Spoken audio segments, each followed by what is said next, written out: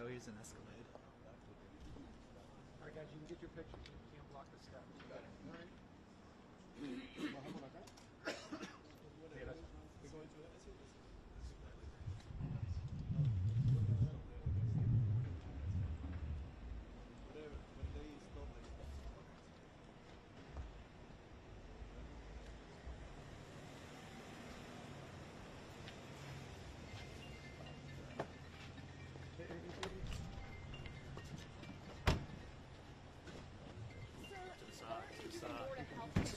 Excuse us. Excuse us. ¿Serio?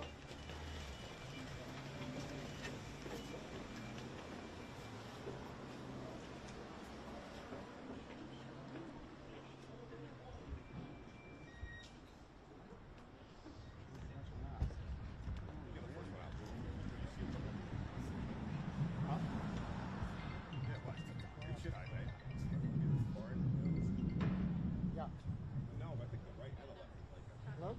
He had the most so far. Shoot. No. I know. Same with me.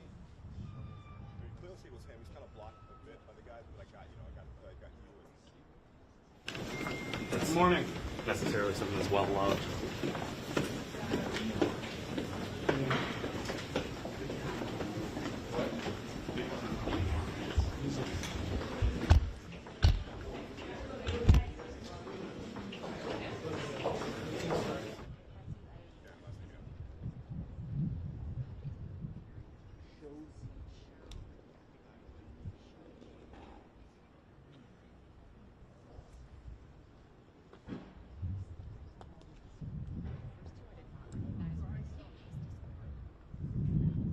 He says now. The guy said.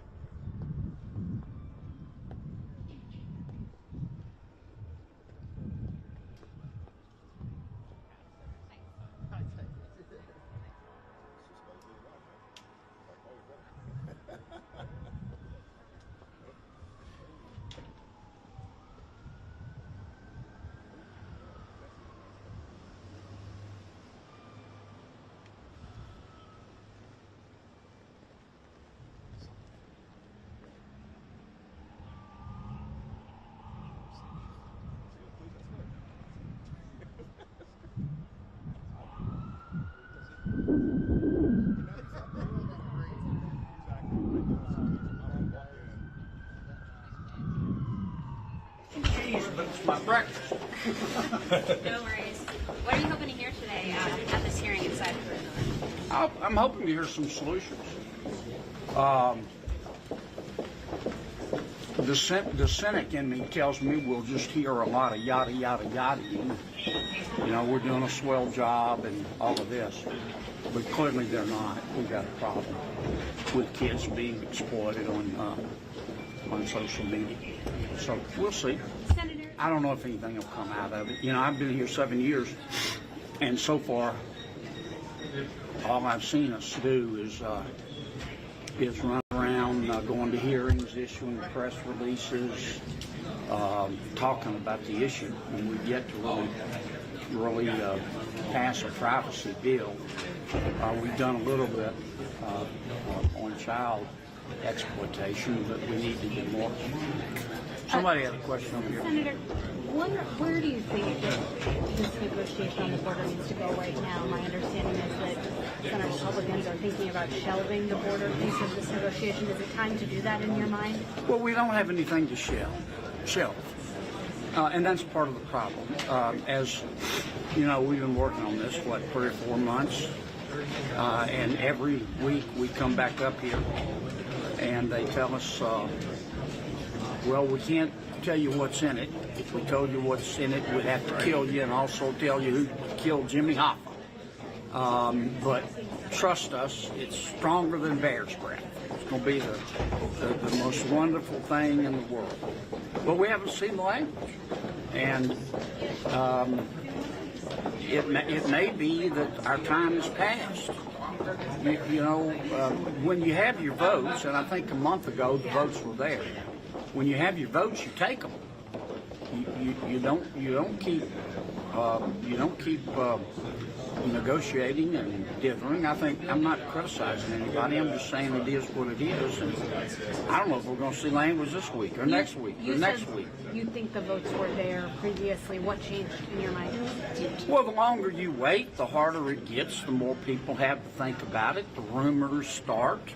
Some are accurate, some are not accurate, and you're debating and criticizing in a vacuum. I mean, that's what I'm doing right now. I have absolutely no idea, other than a few conceptual points, with what's in the bill. And I've been promised, as I said, it's going to be stronger than bear's breath, but I got to see it. Switching gears quickly to Iran, President Biden said that he has decided how to respond to those attacks that left 3 Americans dead. I'm wondering, how do you think that the administration should be responding? President Biden needs to grow a pair of oranges and open Iran up like a soft peanut. Now, our military has been attacked 150 times. We've only responded a couple of times. We're in a bar fight. President Biden needs to stop quoting Socrates and reading Beowulf to the Ayatollah. These are hard men, and they want to kill Americans, and they want to kill Jews, and they want to drink our blood out of a boot. And we have to respond accordingly. I've got to go to committee. See you go. Thank you, Senator. Morning, Senator. You guys, we need to tone down our lights. It's too bright. We usually produce some so we just don't push them. Yeah, everybody just. You know, you try to work together. Just give a little space.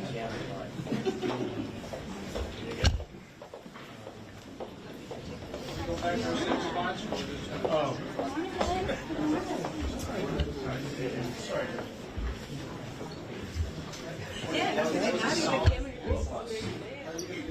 I liked it. Solid B+. I just came to the wall. Okay. And just following. So I think I can keep it. You could just stand right Dan, can I get you to find the door behind him? Or make it mind the door. Thank you.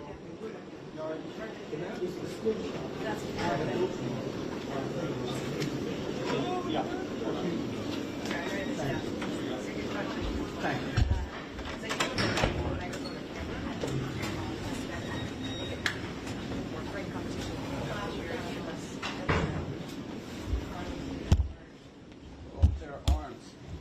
I thought it was oranges.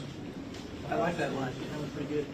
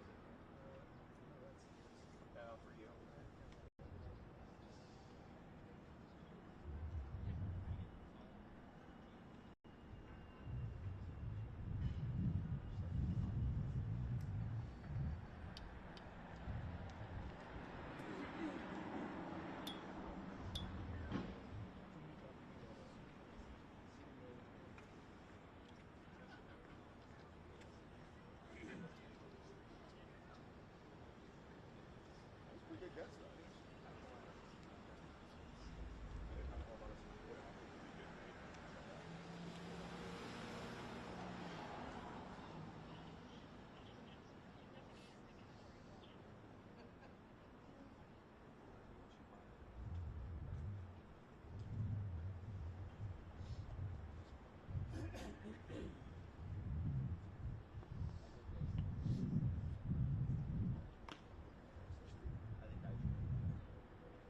Oh yeah.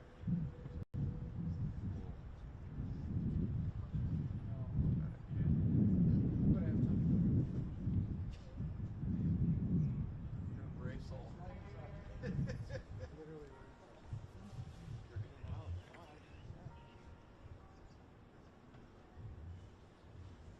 I can't restrain.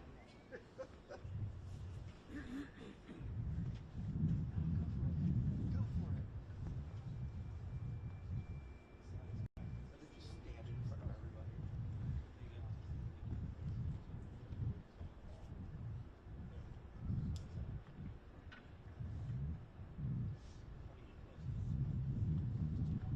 No, just one.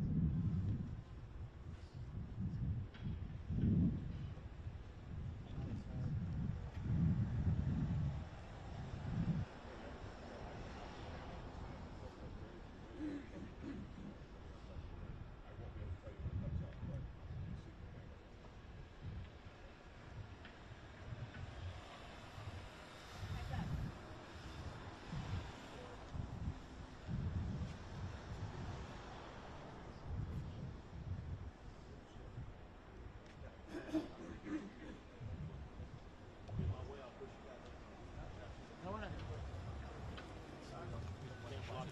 Yeah, but we don't want to fight. So we get the picture.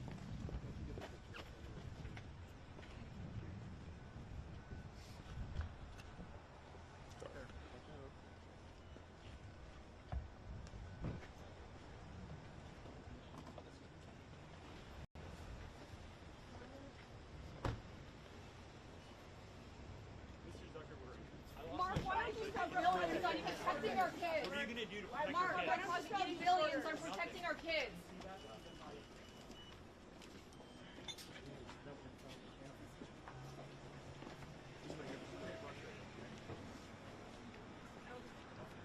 Yeah. I appreciate it. No.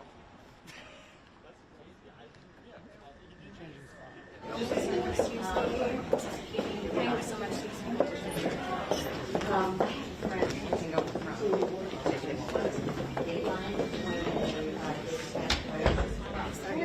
You can't stand in front of people. It's always so confusing.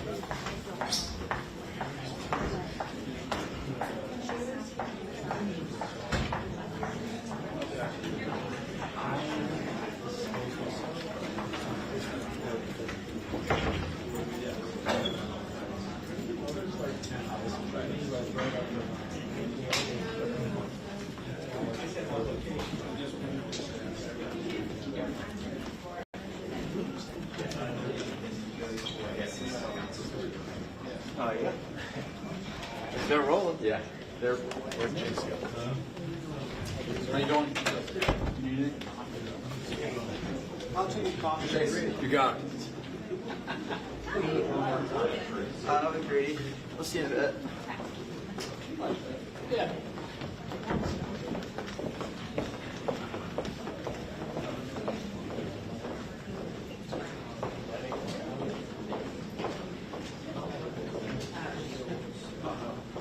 Comes a Do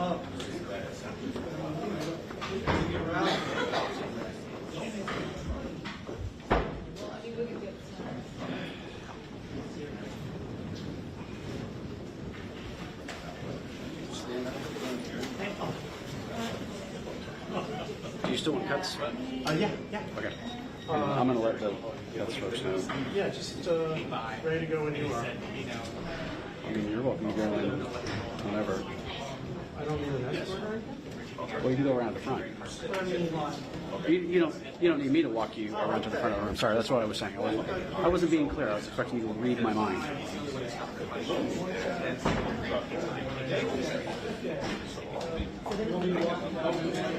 Zuckerberg. I'm doing that. Thank you.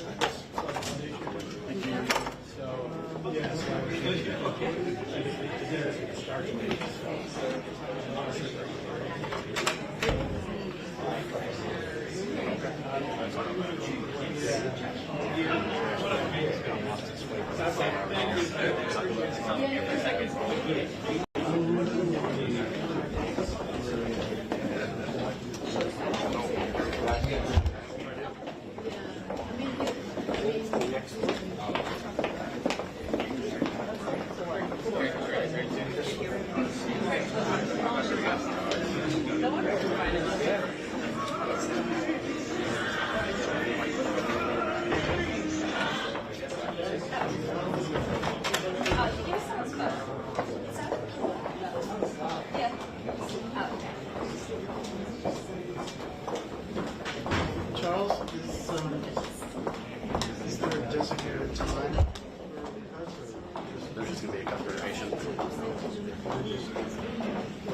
Go to the front. I have to text the people who are managing the cuts rotation, let them know you wanted to get in there.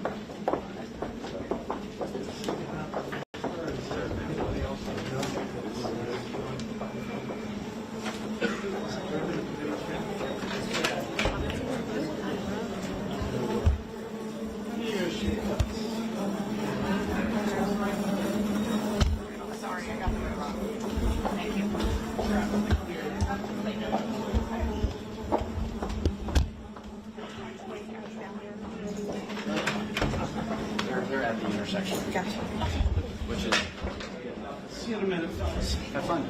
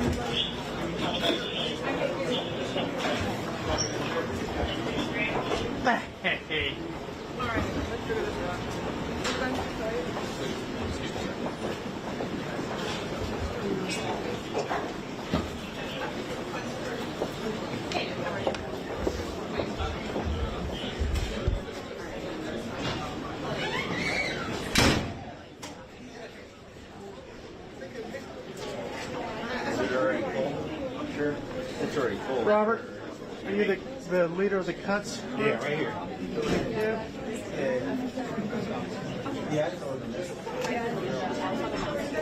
Good. Is this the back of the line or the front of the line? There's no line, but if you're gonna stand right here, I'm bringing in first. Cuts? Your cuts, right? Cuts? Yep. Get behind you.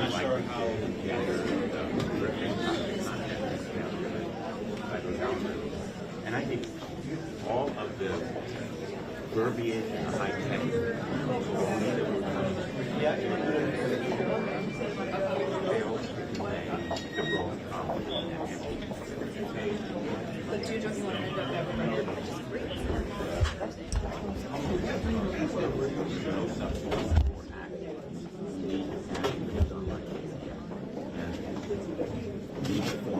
bipartisan partnership that I think will enable us to cross the finish line with really protective legislation. And today is part of exposing the fact that we can no longer trust the tech to do it on TV. Some legislation they're calling for, they call for it. What they're looking for is a way to get around this without impacting their business model. And their business model is based on these kids being connected to their platforms. And then, I'll go to Russell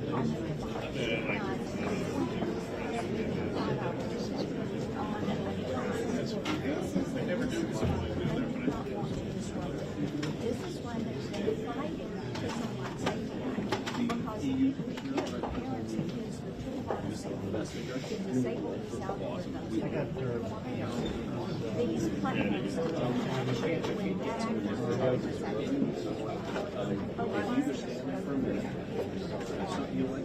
our children are online. These companies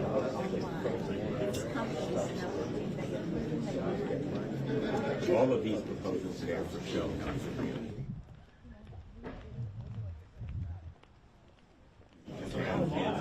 Again and again.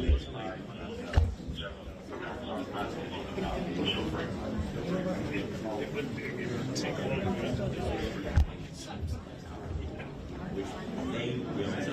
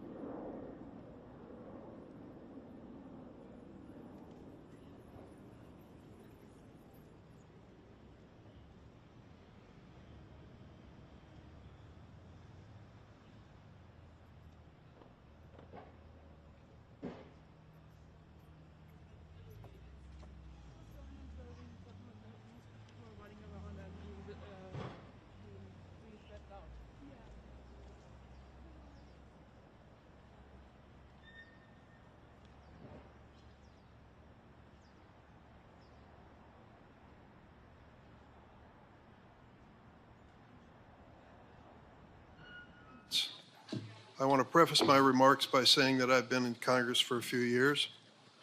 Senator Graham has as well. If you do not believe this is an idea whose time has come, take a look at the turnout here. Today, the Senate Judiciary Committee will continue its work on an issue on the mind of most American families: how to keep our kids safe from sexual exploitation and harm in the internet age. Online child sexual exploitation includes the use of online platforms to target and groom children, and the production and endless distribution of child sexual abuse material, CSAM, which can haunt victims for their entire lives and in some cases take their lives. Everyone here will agree this conduct is abhorrent. I'd like to turn to a brief video to hear directly from the victims, the survivors, about the impact these crimes have had on them.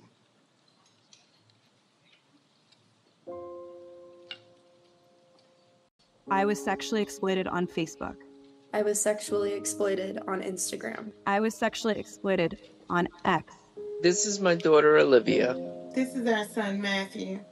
Look at how beautiful Miriam is. My son, Riley, died from suicide after being sexually exploited on Facebook. The child that gets exploited is never the same ever again. I reported this issue numerous times, and it took over a decade before anyone helped me. You might be able to tell that I am using a green screen. Why is that? In the internet world, my past abusers can contact me. Fans of my abuse material as a child can find me and contact me. As a 17-year-old child, I had to write a victim impact statement after being extorted for 4 consecutive years. While I was strong enough to resist sending him any more pictures, there were dozens more who were not. We got a phone call to find out that my son was in his room and was suicidal. He was only 13 years old at the time. Him and a friend had been exploited online and trafficked. And my son reached out to Twitter, or now X. His response was, "Thank you for reaching out. We reviewed the content and we did not find a violation of our policies. So no action will be taken at this time." How many more kids like Matthew? Like Olivia. Like Riley. How many more kids will suffer and die because of social media? Big tech failed to protect my child from sexual exploitation. Big tech failed to protect me from online sexual exploitation. And we need Congress to do something for our children and protect them. It's not too late. It's not too late to do something about it. Online child sexual exploitation is a crisis in America. In 2013, the National Center for Missing and Exploited Children, known as NCMEC, received approximately 1,380 cyber tips per day. By 2023, just 10 years later, the number of cyber tips has risen to 100,000 reports a day. That's 100,000 daily reports of child sexual abuse material, also known as CSAM. In recent years, we've also seen an explosion in the so-called financial sextortion, in which a predator uses a fake social media account to trick a minor into sending explicit photos or videos, then threatens to release them unless the victim sends money. In 2021, NCMEC received a total of 139 reports of sextortion, 2021. In 2023, through the end of October alone, this number skyrocketed to more than 22,000. More than a dozen children have died by suicide after becoming victims of this crime. This disturbing growth in child sexual exploitation is driven by one thing: changes in technology. In 1996, the world's best-selling cell phone was the Motorola StarTAC. While groundbreaking at the time, the clamshell-style cell phone wasn't much different from a traditional phone. It allowed users to make and receive calls and even receive text messages, but that was about it. Fast forward to today. Smartphones are in the pockets of seemingly every man, woman, and teenager on the planet. Like the StarTAC today's smartphones allow users to make and receive calls and text, but they can also take photos and videos, support live streaming, and offer countless apps. With the touch of your finger, that smartphone that can entertain and inform you can become a back alley where the lives of your children are damaged and destroyed. These apps have changed the ways we live, work, and play. But as investigations have detailed, social media and messaging apps have also given predators powerful new tools to sexually exploit children. Your carefully crafted algorithms can be more powerful force on the lives of our children than even the most best-intentioned parent. Discord has been used to groom, abduct, and abuse children. Meta's Instagram helped connect and promote a network of pedophiles. Snapchat's disappearing messages have been co-opted by criminals who financially extort young victims. TikTok has become a, quote, platform of choice for predators to access, engage, and groom children for abuse. And the prevalence of CSAM on X has grown as the company has gutted its trust and safety workforce. Today, we'll hear from the CEOs of those companies. They are not only the tech companies that have contributed to this crisis, they are responsible for many of the dangers our children face online. Their design choices, their failures to adequately invest in trust and safety, their constant pursuit of engagement and profit over basic safety have all put our kids and grandkids at risk. Coincidentally, several of these companies implemented common sense child safety improvements within the last week, days before their CEOs would have to justify their lack of action before this committee. But the tech industry alone is not to blame for the situation we're in. Those of us in Congress need to look in the mirror.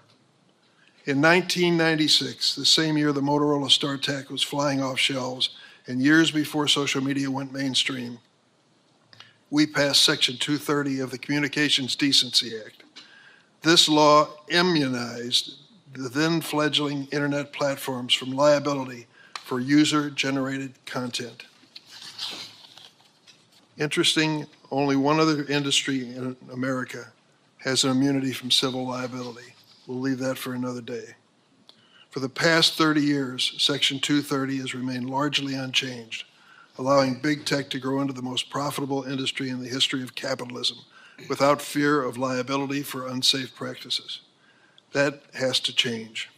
Over the past year, this committee has unanimously reported 5 bills that would finally hold tech companies accountable for child sexual exploitation on their platforms. Unanimous. Take a look at the composition and membership of the Senate Judiciary Committee and imagine, if you will, there's anything we could agree on unanimously. These 5 bills were the object of agreement. One of these bills is by Stop CSAM Act. Critically, it would let victims sue online providers that promote or aid and abet online child sexual exploitation or that host or store CSAM. This stand against online child sexual exploitation is bipartisan and absolutely necessary. Let this hearing be a call to action that we need to get kids' online safety legislation to the President's desk. I now turn to the ranking member, Senator Graham. Thank you, Mr. Chairman. The Republicans will answer the call. All of us, every one of us, is ready to work with you and our Democratic colleagues on this committee to prove to the American people while Washington is certainly broken, there's a ray of hope, and it is here. It lies with your children. After years of working on this issue with you and others, I've come to conclude the following. Social media companies, as they are currently designed and operate, are dangerous products. They're destroying lives, threatening democracy itself. These companies must be reined in, or the worst is yet to come. Gavin Guffey is a representative, Republican representative from South Carolina in the Rock Hill area. To all the victims who came and showed us photos of your loved ones, don't quit. It's working. You're making a difference. Through you, we'll get to where we need to go so other people won't have to show a photo of their family. The damage to your family has been done. Hopefully we can take your pain and turn it into something positive so nobody else has to hold up a sign. Gavin's son got online with Instagram and was tricked by a group in Nigeria that put up a young lady posing to be his girlfriend. And as things go at that stage in life, he gave her some photos, compromising sexual photos, and it turned out that she was part of a extortion group in Nigeria. They threatened the young man that if you don't give us money, we're going to expose these photos. He gave them money, but it wasn't enough. They kept threatening, and he killed himself. They threatened Mr. Guffey and a son. These are bastards by any known definition. Mr. Zuckerberg, you and the companies before us, I know you don't mean it to be so, but you have blood on your hands. You have a product. You have a product that's killing people. When we had cigarettes killing people, we did some about it, maybe not enough. You're going to talk about guns, we have the ATF. Nothing here. There's not a damn thing anybody can do about it. You can't be sued. Now, Senator Blumenthal and Blackburn, who've been like the dynamic duo here, have found emails from your company where they warned you about this stuff, and you decided not to hire 45 people that could do a better job of policing this. So the bottom line is you can't be sued. You should be. And these emails would be great for punitive damages. But the courtroom's closed, every American abused by all the companies in front of me. Of all the people in America we could give blanket liability protection to, this would be the last group I would pick. It is now time to repeal Section 230. This committee is made up of ideologically most different people you could find. We've come together through your leadership, Mr. Chairman, to pass 5 bills to deal with the problem of exploitation of children. I'll talk about them in depth in a little bit. The bottom line is all these bills have met the same fate. They go nowhere. They leave the committee and they die. Now, there's another approach. What do you do with dangerous products? You either allow lawsuits, you have statutory protections to protect consumers, or you have a commission of sorts to regulate the industry in question, to take your license away if you have a license, to fine you. None of that exists here. We live in America in 2024 where there is no regulatory body dealing with the most profitable, biggest companies in the history of the world. They can't be sued, and there's not one law on the book that's meaningful protecting the American consumer. Other than that, we're in a good spot. So here's what I think is going to happen. I think after this hearing today, we're going to put a lot of pressure on our colleagues, leadership of the Republican Democratic Senate, to let these bills get to the floor and vote. And I'm going to go down, starting in a couple of weeks, make unanimous consent request to do CSAM, do the Earn It Act, do your bill, do all the bills, and you can be famous, come and object. I'm going to give you a chance to be famous. Now, Elizabeth Warren and Lindsey Graham have almost nothing in common. I promised her I would say that publicly. The only thing worse than me doing a bill with Elizabeth Warren is her doing a bill with me. We have sort of parked that because Elizabeth and I see an abuse here that needs to be dealt with. Senator Durbin and I have different political philosophies, but I appreciate what you've done on this committee. You've been a great partner. To all of my Democratic colleagues, thank you very, very much. To my Republican colleagues, thank you all very, very much. Save the applause for when we get a result. It's all talk right now. But there'll come a day, if we keep pressing, to get the right answer for the American people. What is that answer? Accountability. Now, these products have an upside. You've enriched our lives in many ways. Mr. Zuckerberg, you created a product I use. The idea, I think, when you first came up with this, be able to talk to your friends and your family and pass on your life, to be able to have a place where you could talk to your friends and family about good things going on in life. And I use it. We all use it. There's an upside to everything here, but the dark side hasn't been dealt with. It's now time to deal with the dark side because people have taken your idea and they've turned it into a nightmare for the American people. They've turned it into a nightmare for the world at large. TikTok. We had a great discussion about how maybe Larry Ellison through Oracle can protect American data from Chinese communist influence. But TikTok, your representative in Israel quit the company because TikTok is being used in a way to basically destroy the Jewish state. This is not just about individuals. I worry that in 2024, our democracy will be attacked again through these platforms by foreign actors. We're exposed, and AI is just starting. So to my colleagues, we're here for a reason. This committee has a history of being tough, but also doing things that need to be done. This committee has risen to the occasion. There's more that we can do, but to the members of this committee, let's insist that our colleagues rise to the occasion also. Let's make sure that in the 118th Congress, we have votes that would fix this problem. All you can do is cast your vote at the end of the day, but you can urge the system to require others to cast their vote. Mr. Chairman, I will continue to work with you and everybody on this committee to have a day of reckoning on the floor of the United States Senate. Thank you.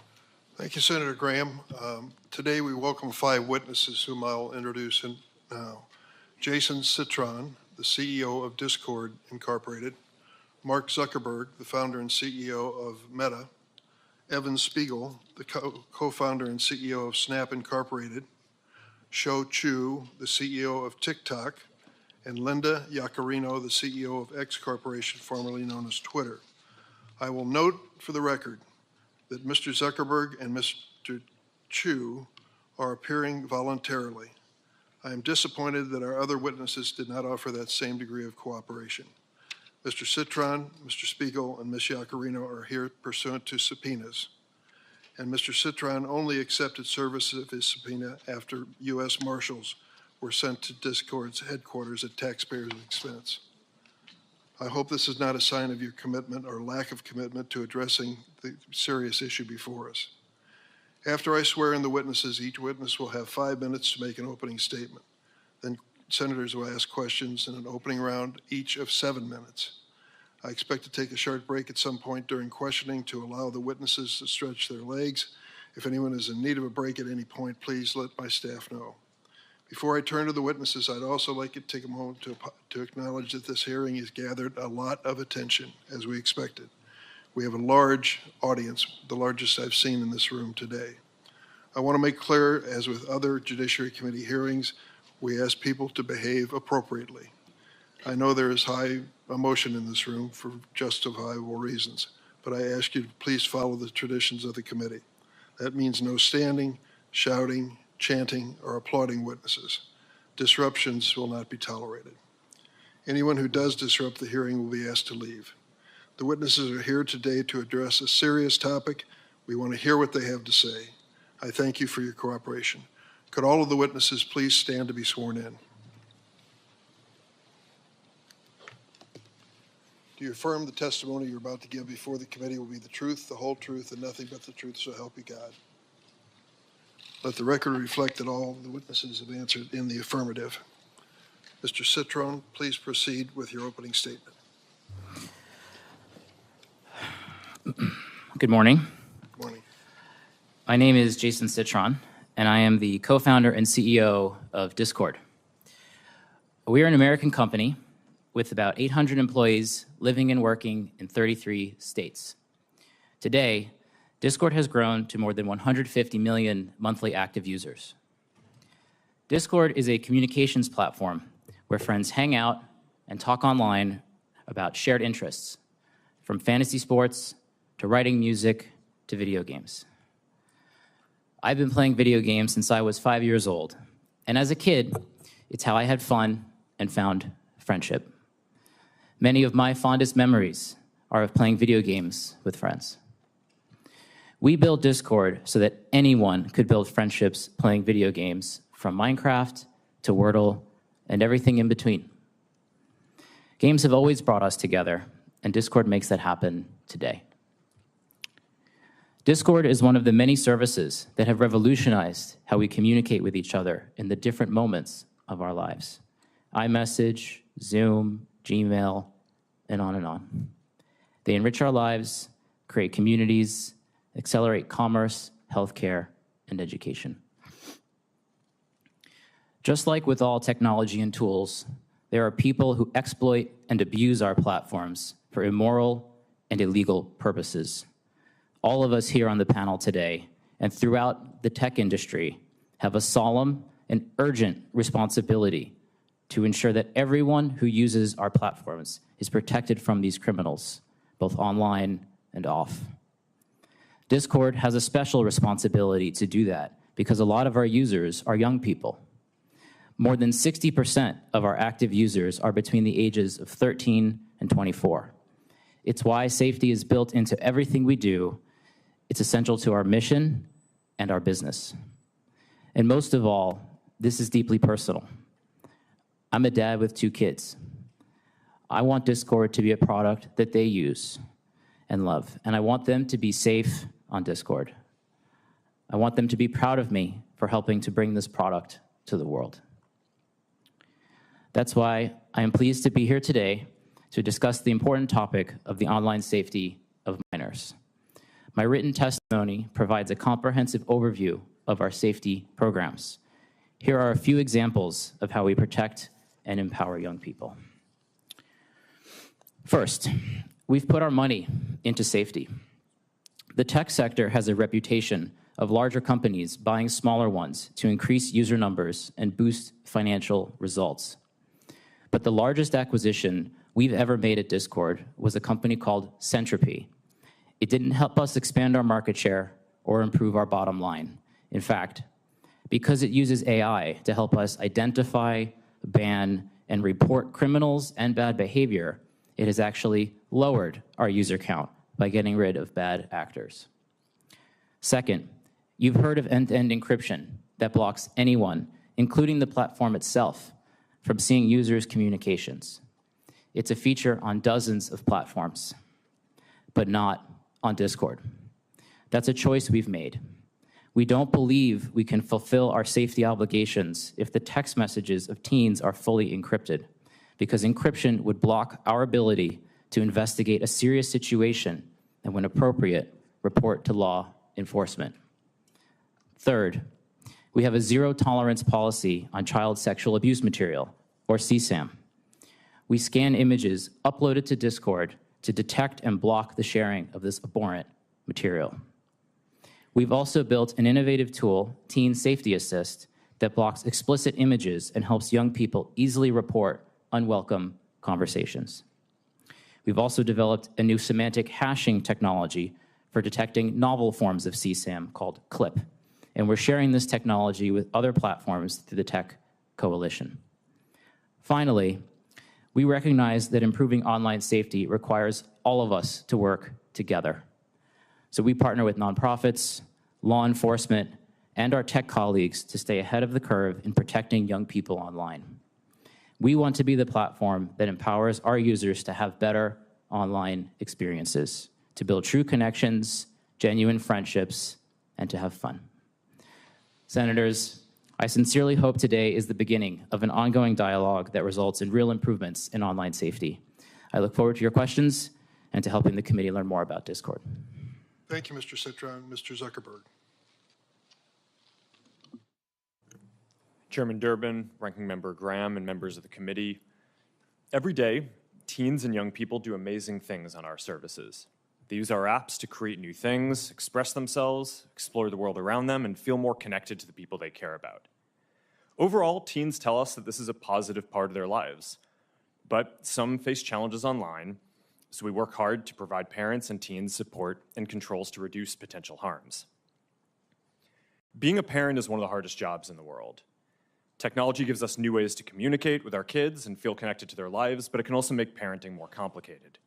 And it's important to me that our services are positive for everyone who uses them. We are on the side of parents everywhere working hard to raise their kids. Over the last 8 years, we've built more than 30 different tools, resources, and features that parents can set time limits for their teens using our apps, see who they're following, or if they report someone for bullying. For teens, we've added nudges that remind them when they've been using Instagram for a while or if it's getting late and they should go to sleep, as well as ways to hide words or people without those people finding out. We put special restrictions on teen accounts on Instagram. By default, accounts for under 16s are set to private, have the most restrictive content settings, and can't be messaged by adults that they don't follow or people they aren't connected to. With so much of our lives spent on mobile devices and social media, it's important to look into the effects on teen mental health and well-being. I take this very seriously. Mental health is a complex issue, and the existing body of scientific work has not shown a causal link between using social media and young people having worse mental health outcomes. A recent National Academies of Science report evaluated over 300 studies and found that research, quote, did not support the conclusion that social media causes changes in adolescent mental health at the population level, end quote. It also suggested that social media can provide significant positive benefits when young people use it to express themselves, explore and connect with others. Still, we're going to continue to monitor the research and use it to inform our roadmap. Keeping young people safe online has been a challenge since the internet began. And as criminals evolve their tactics, we have to evolve our defenses too. We work closely with law enforcement to find bad actors and help bring them to justice. But the difficult reality is that no matter how much we invest or how effective our tools are, there's always more to learn and more improvements to make. But we remain ready to work with members of this committee, industry, and parents to make the internet safer for everyone. I'm proud of the work that our teams do to improve online child safety on our services and across the entire internet. We have around 40,000 people overall working on safety and security, and we've invested more than $20 billion in this since 2016, including around $5 billion in the last year alone. We have many teams dedicated to child safety and teen well-being, and we lead the industry in a lot of the areas that we're discussing today. We build technology to tackle the worst online risks and share it to help our whole industry get better, like Project Lantern, which helps companies share data about people who break child safety rules, and we're founding members of Take It Down, a platform which helps young people prevent their nude images from being spread online. We also go beyond legal requirements and use sophisticated technology to proactively discover abusive material. And as a result, we find and report more inappropriate content than anyone else in the industry. As the National Center for Missing and Exploited Children put it this week, Meta goes, quote, above and beyond to make sure that there are no portions of their network where this type of activity occurs, end quote. I hope we can have a substantive discussion today that drives improvements across the industry, including legislation that delivers what parents say they want, a clear system for age verification and control over what apps their kids are using.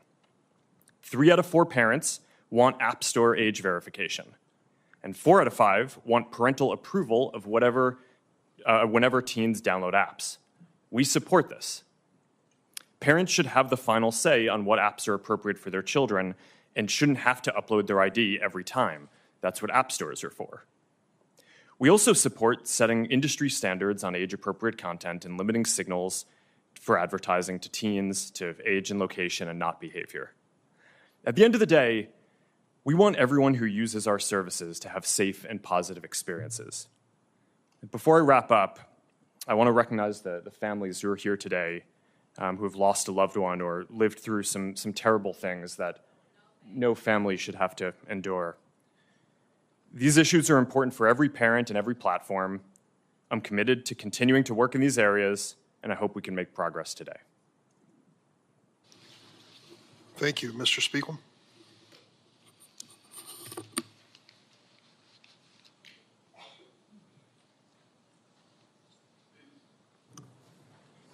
Chairman Durbin, Ranking Member Graham, and members of the committee, thank you for convening this hearing and for moving forward important legislation to protect children online. I'm Evan Spiegel, the co-founder and CEO of Snap. We created Snapchat, an online service that is used by more than 800 million people worldwide to communicate with their friends and family. I know that many of you have been working to protect children online since before Snapchat was created, and we are grateful for your long-term dedication to this cause and your willingness to work together to help keep our community safe. I want to acknowledge the survivors of online harms and the families who are here today who have suffered the loss of a loved one. Words cannot begin to express the profound sorrow I feel that a service we designed to bring people happiness and joy has been abused to cause harm. I want to be clear that we understand our responsibility to keep our community safe. I also want to recognize the many families who have worked to raise awareness on these issues, pushed for change, and collaborated with lawmakers on important legislation like the Cooper-Davis Act, which can help save lives. I started building Snapchat with my co-founder, Bobby Murphy, when I was 20 years old. We designed Snapchat to solve some of the problems that we experienced online when we were teenagers. We didn't have an alternative to social media. That meant pictures shared online were permanent, public, and subject to popularity metrics. It didn't feel very good. We built Snapchat differently because we wanted a new way to communicate with our friends that was fast, fun, and private. A picture is worth 1,000 words, so people communicate with images and videos on Snapchat. We don't have public likes or comments when you share your story with friends. Snapchat is private by default, meaning that people need to opt in to add friends and choose who can contact them. When we built Snapchat, we chose to have the images and videos sent through our service delete by default. Unlike prior generations who've enjoyed the privacy afforded by phone calls, which aren't recorded, our generation has benefited from the ability to share moments through Snapchat that may not be picture perfect, but instead convey emotion without permanence. Even though Snapchat messages are deleted by default, we let everyone know that images and videos can be saved by the recipient. When we take action on illegal or potentially harmful content, we also retain the evidence for an extended period, which allows us to support law enforcement and hold criminals accountable. To help prevent the spread of harmful content on Snapchat, we approve the content that is recommended on our service using a combination of automated processes and human review. We apply our content rules consistently and fairly across all accounts. We run samples of our enforcement actions through quality assurance to verify that we're getting it right. We also proactively scan for known child sexual abuse material, drug-related content, and other types of harmful content, remove that content, deactivate and device block offending accounts, preserve the evidence for law enforcement, and report certain content to the relevant authorities for further action. Last year, we made 690,000 reports to the National Center for Missing and Exploited Children, leading to more than 1,000 arrests. We also removed 2.2 million pieces of drug-related content and blocked 705,000 associated accounts. Even with our strict privacy settings, content moderation efforts, proactive detection, and law enforcement collaboration, bad things can still happen when people use online services. That's why we believe that people under the age of 13 are not ready to communicate on Snapchat. We strongly encourage parents to use the device-level parental controls on iPhone and Android. We use them in our own household, and my wife approves every app that our 13-year-old downloads. For parents who want more visibility and control, we built Family Center in Snapchat, where you can view who your teen is talking to, review privacy settings, and set content limits. We have worked for years with members of the committee on legislation like the Kids Online Safety Act and the Cooper-Davis Act, which we are proud to support. I want to encourage broader industry support for legislation protecting children online.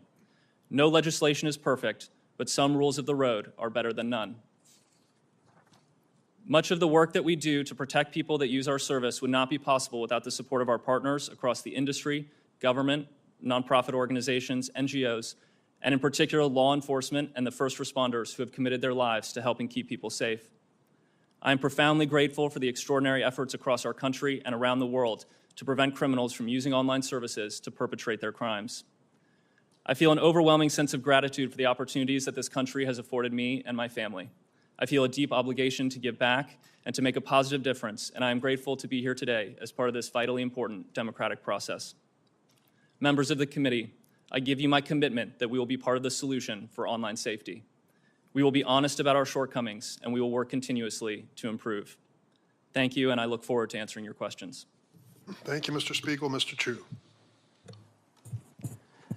Chair Durbin, Ranking Member Graham, and members of the committee, I appreciate the opportunity to appear before you today. My name is Shou Chu, and I'm the CEO of TikTok, an online community of more than 1 billion people worldwide, including well over 170 million Americans who use our app every month to create, to share, and to discover. Now, although the average age on TikTok in the US is over 30, we recognize that special safeguards are required to protect minors, and especially when it comes to combating all forms of CSAM. As a father of 3 young children myself, I know that the issues that we're discussing today are horrific and the nightmare of every parent. I am proud of our efforts to address the threats to young people online, from a commitment to protecting them to our industry-leading policies use of innovative technology, and significant ongoing investments in trust and safety to achieve this goal. TikTok is vigilant about enforcing its 13 and up age policy and offers an experience for teens that is much more restrictive than you and I would have as adults. We make careful product design choices to help make our app inhospitable to those seeking to harm teens. Let me give you a few examples of long-standing policies that are unique to TikTok. We didn't do them last week. First, direct messaging is not available to any users under the age of 16. Second, accounts for people under 16 are automatically set to private along with their content. Furthermore, the content cannot be downloaded and will not be recommended to people they do not know. Third, every teen under 18 has a screen time limit automatically set to 60 minutes. And fourth, only people 18 and above are allowed to use our live stream feature. I'm proud to say that TikTok was among the first to empower parents to supervise their teens on our app with our family pairing tools. This includes setting screen time limits, filtering out content from the teens' feeds, amongst others. We made these choices after consulting with doctors and safety experts who understand the unique stages of teenage development to ensure that we have the appropriate safeguards to prevent harm and minimize risk. Now, safety is one of the core priorities that defines TikTok under my leadership. We currently have more than 40,000 trust and safety professionals working to protect our community globally. And we expect to invest more than $2 billion in trust and safety efforts this year alone, with a significant part of that in our US operations. Our robust community guidelines strictly prohibit content or behavior that puts teenagers at risk of exploitation or other harm, and we vigorously enforce them. Our technology moderates all content uploaded to our app to help quickly identify potential CSAM and other material that breaks our rules. It automatically removes the content or elevates it to our safety professionals for further review. We also moderate direct messages for CSAM and related material, and use third-party tools like PhotoDNA and Take It Down to combat CSAM to prevent content from being uploaded to our platform. We continually meet with parents, teachers, and teens. In fact, I sat down with a group just a few days ago. We use their insight to strengthen the protections on our platform, and we also work with leading groups like the Technology Coalition.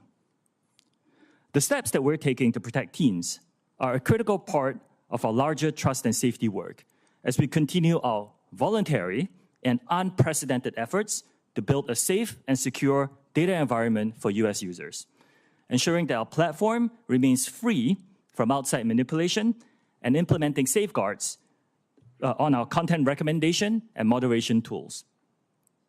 Keeping teens safe online requires a collaborative effort as well as collective action. We share the community's concern and commitment to protect young people online, and we welcome the opportunity to work with you on legislation to achieve this goal. Our commitment is ongoing and unwavering because there is no finish line when it comes to protecting teens. Thank you for your time and consideration today. I'm happy to answer your questions. Thanks, Mr. Ju. Ms. Yaccarino. Chairman Durbin, Ranking Member Graham, and esteemed members of the committee, thank you for the opportunity to discuss X's work in protecting. Ms. Yaccarino, could you check if your microphone is on? My talk button is on? And you might draw. How is that? Okay, Better. maybe Thank you very much. Adjust my chair. Apologies. Start over. Chairman Durbin, Ranking Member Graham, and esteemed members of the committee, thank you for the opportunity to discuss X's work to protect the safety of minors online. Today's hearing is titled A Crisis, which calls for immediate action. As a mother, this is personal, and I share the sense of urgency. X is an entirely new company, an indispensable platform for the world and for democracy. You have my personal commitment that X will be active and a part of this solution. While I joined X only in June of 2023, I bring a history of working together with governments, advocates, and NGOs to harness the power of media to protect people. Before I joined, I was struck by the leadership steps this new company was taking to protect children. X is not the platform of choice for children and teens. We do not have a line of business dedicated to children. Children under the age of 13 are not allowed to open an account. Less than 1% of the US users on X are between the ages of 13 and 17. And those users are automatically set to a private default setting and cannot accept a message from anyone they do not approve. In the last 14 months, X has made material changes to protect minors. Our policy is clear. X has zero tolerance towards any material that features or promotes child sexual exploitation. My written testimony details X's extensive policies on content or actions that are prohibited and include grooming, blackmail, and identifying alleged victims of CSE. We've also strengthened our enforcement with more tools and technology to prevent those bad actors from distributing, searching for, and engaging with CSE content. If CSE content is posted on X, we remove it. And now we also remove any account that engages with CSE content, whether it is real or computer generated. Last year, X suspended 12.4 million accounts for violating our CSE policies. This is up from 2.3 million accounts that were removed by Twitter in 2022. In 2023, 850,000 reports were sent to NCMEC, including our first ever auto-generated report. This is 8 times more than was reported by Twitter in 2022. We've changed our priorities. We've restructured our trust and safety teams to remain strong and agile. We are building a trust and safety center of excellence in Austin, Texas, to bring more agents in-house to accelerate our impact. We're applying to the Technology Coalition's Project Lantern to make further industry-wide progress and impact. We've also opened up our algorithms for increased transparency. We want America to lead in this solution. X commends the Senate for passing the REPORT Act, and we support the SHIELD Act. It is time for a federal standard to criminalize the sharing of non-consensual intimate material. We need to raise the standards across the entire internet ecosystem, especially for those tech companies that are not here today and not stepping up. X supports the Stop CSAM Act. The Kids Online Safety Act should continue to progress, and we will support the continuation to engage with it and ensure the protections of the freedom of speech. There are 2 additional areas that require everyone's attention. First, as the daughter of a police officer, law enforcement must have the critical resources to bring these bad offenders to justice. Second, with artificial intelligence, offenders' tactics will continue to sophisticate and evolve. Industry collaboration is imperative here. X believes that the freedom of speech and platform safety can and must coexist. We agree that now is the time to act with urgency. Thank you. I look forward to answering your questions. Thank you very much, Ms. Iaccarino. Now we'll go into rounds of questions, 7 minutes each for the members as well. I would like to make note of your testimony, Ms. Iaccarino. I believe you are the first social media company to publicly endorse the CSAM Act. It is our honor, Chairman. That is progress, my friends. Thank you for doing that. I'm still going to be asking some probing questions, but let me get down to the bottom line here. I'm going to focus on my legislation on CSAM. What it says is civil liability if you intentionally or knowingly host or store child sexual abuse materials or make child sex abuse materials available. Secondly, intentionally or knowingly promote or aid and abet a violation of child sexual exploitation laws. Is there anyone here who believes you should not be held civilly liable for that type of conduct? Mr. Citron? Good morning, Chair. We very much believe that this content is disgusting and that there are many things about the Stop CSAM bill that I think are very encouraging, and we very much support adding more resources for the cyber tip line and modernizing that along with giving more resources to NECMEC. I'd be very open to having conversations with you and your team to talk through the details of the bill some more. I sure would like to do that, because if you intentionally or knowingly host or store CSAM, I think you ought to at least be civilly liable. I can't imagine anyone who would disagree with that. Yeah, it's disgusting content. It certainly is. That's why we need you supporting this legislation. Mr. Spiegel, I want to tell you, I listened closely to your testimony here, and it's never been a secret that Snapchat is used to send sexually explicit images. In 2013, early in your company's history, you admitted this in an interview. Do you remember that interview?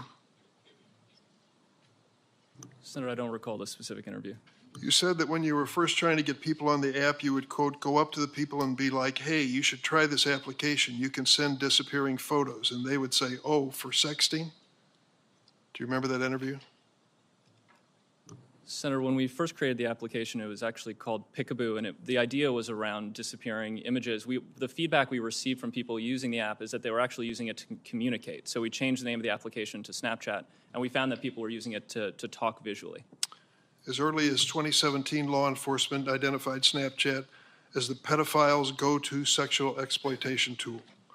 The case of a 12-year-old girl identified in court only as LW shows the danger. Over 2.5 years, a predator sexually groomed her, sending her sexually explicit images and videos over Snapchat. The man admitted that he only used Snapchat with LW and not any other platforms because he, quote, knew the chats would go away. Did you and everyone else at Snap really fail to see that the platform was the perfect tool for sexual predators?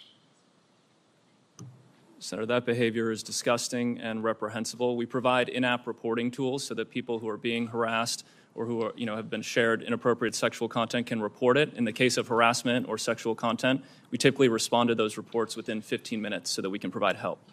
When LW, the victim, sued Snapchat, her case was dismissed under Section 230 of the Communications Decency Act. Do you have any doubt that had Snap faced the prospect of civil liability for facilitating sexual exploitation, the company would have implemented even better safeguards? Senator, we already work extensively to proactively detect this type of behavior. We make it very difficult for predators to find teens on Snapchat. There are no public friends lists, no public profile photos. When we recommend friends for teens, we make sure that they have several mutual friends in common before making that recommendation. We believe those safeguards are important to preventing predators from misusing our platform. Mr. Citron, according to Discord's website, it takes a, quote, proactive and automated approach to safety only on servers with more than 200 members. Smaller servers rely on server owners and community moderators to define and enforce behavior. So how do you defend an approach to safety that relies on groups of fewer than 200 sexual predators to report themselves for things like grooming, trading a CSAM, or sextortion?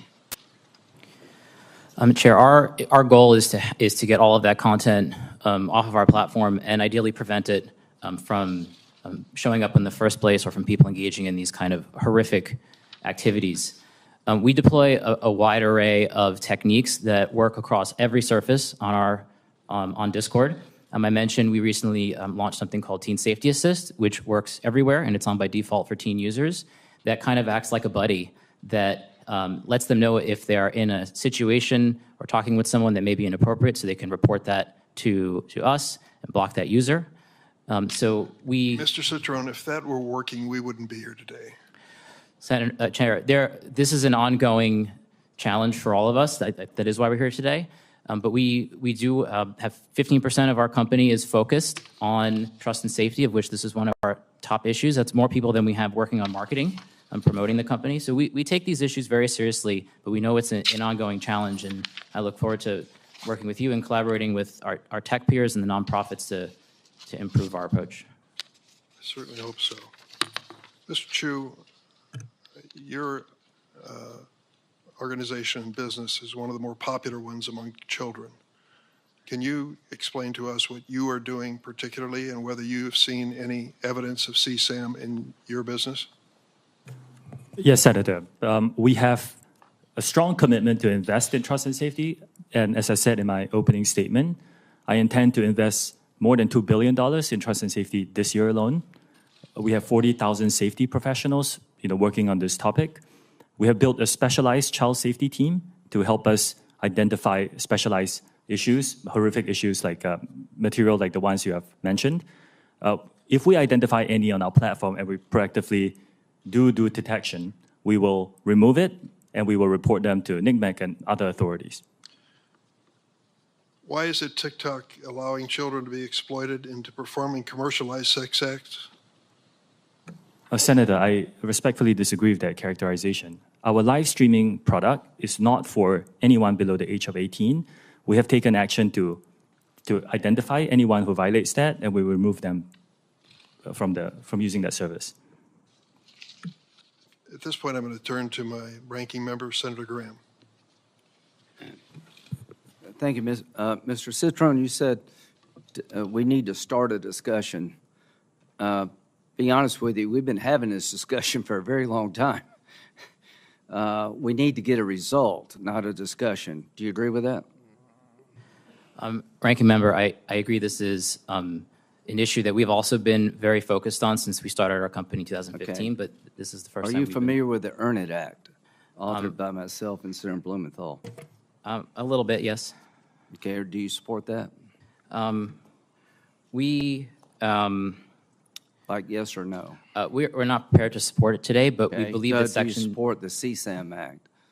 the Stop CSAM Act, we are not prepared to support today, Okay. but we Do you think there support the SHIELD Act? we believe that the cyber tip line. Do you and, support it, yes or no? we believe that the cyber tip line and I'll NCMEC. take that to be no. The Project Safe Childhood Act, do you support it? We believe that. I'll take that to be no. The Report Act, do you support it? Ranking Member Graham, we very much look forward to having conversations you. with you and your team. We Well, I want to be look part forward of the to passing solution. the bill that will solve the problem. Do you support removing Section 230 liability protections for social media companies? I believe that Section 230 needs to be updated. It's a very old law. Do you support repealing it so people can sue if they believe they're harmed? I think that Section 230, as written, while it has many downsides, has enabled innovation on the internet, which I think has largely been. Thank you very much. So here you are. You got. If you're waiting on these guys to solve the problem, we're going to die waiting. Mr. Zuckerberg, Mr.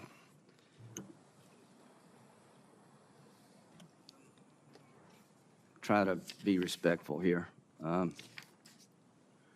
The representative from South Carolina, Mr. Guffey's son, got caught up in a sex extortion ring in Nigeria using Instagram. He was shaken down, paid money.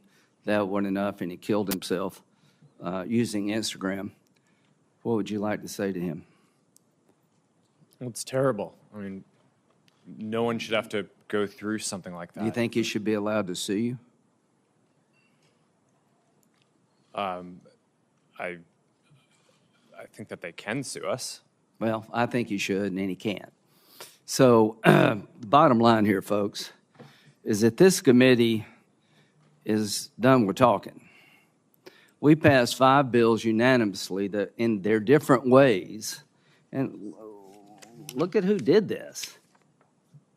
Graham Blumenthal, Durbin Hawley, Klobuchar Cornyn, Klobuchar, Blackburn, and Ossoff.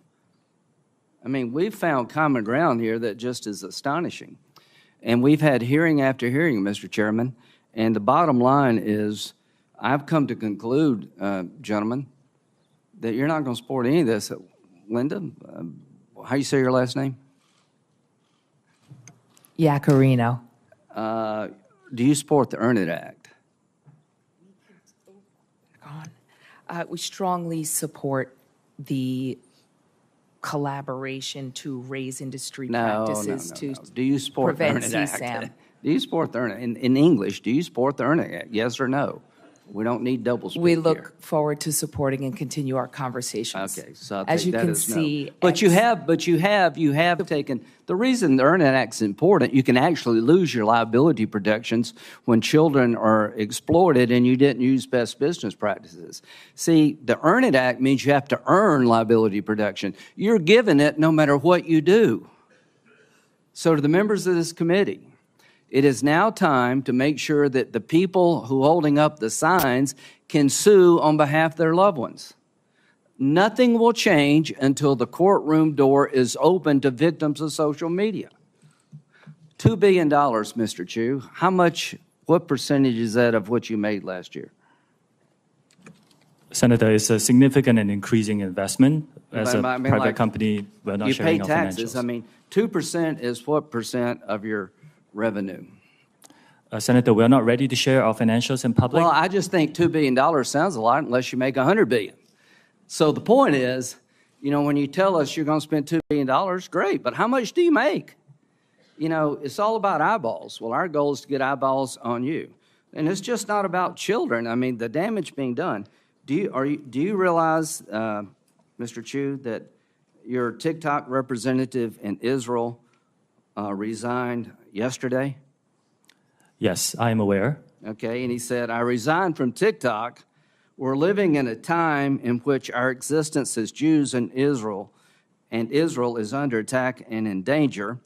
Multiple screenshots taken from TikTok's internal employee chat platform known as LARC show how TikTok's trust and safety officers celebrate the barbaric acts of Hamas and other Iranian-backed terror groups, including the Houthis in Yemen. Senator, I need to make it very clear that pro-Hamas content and hate speech is not allowed on our platform or within our company. Why did he resign? Why did he quit? Senator, we also do not allow any Do you know hateful why he behavior at work. quit? Do you know why he quit?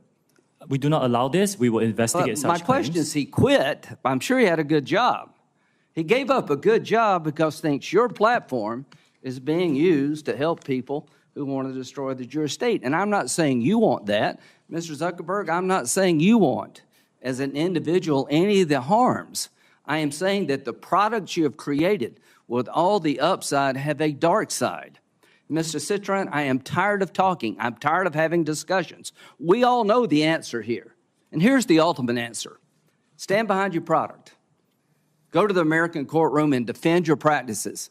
Open up the courthouse door. Until you do that, nothing will change. Until these people can be sued for the damage they're doing, it is all talk. I'm a Republican who believes in free enterprise, but I also believe that every American who's been wronged has to have somebody to go to complain. There's no commission to go to that can punish you. There's not one law in the book because you oppose everything we do, and you can't be sued. That has to stop, folks. How do you expect the people in the audience to believe that we're going to help their families if we don't have some system or a combination of systems to hold these people accountable? Because for all the upside, the dark side is too great to live with. We do not need to live this way as Americans. Thank you, Senator Graham. Senator Klobuchar is next. She's been quite a leader on the subject for quite a long time on the SHIELD Act and with Senator Cornyn on the revenge porn legislation. Senator Klobuchar. Thank you very much, Chairman Durbin, and thank you, Ranking Member Graham, for those words. I couldn't agree more.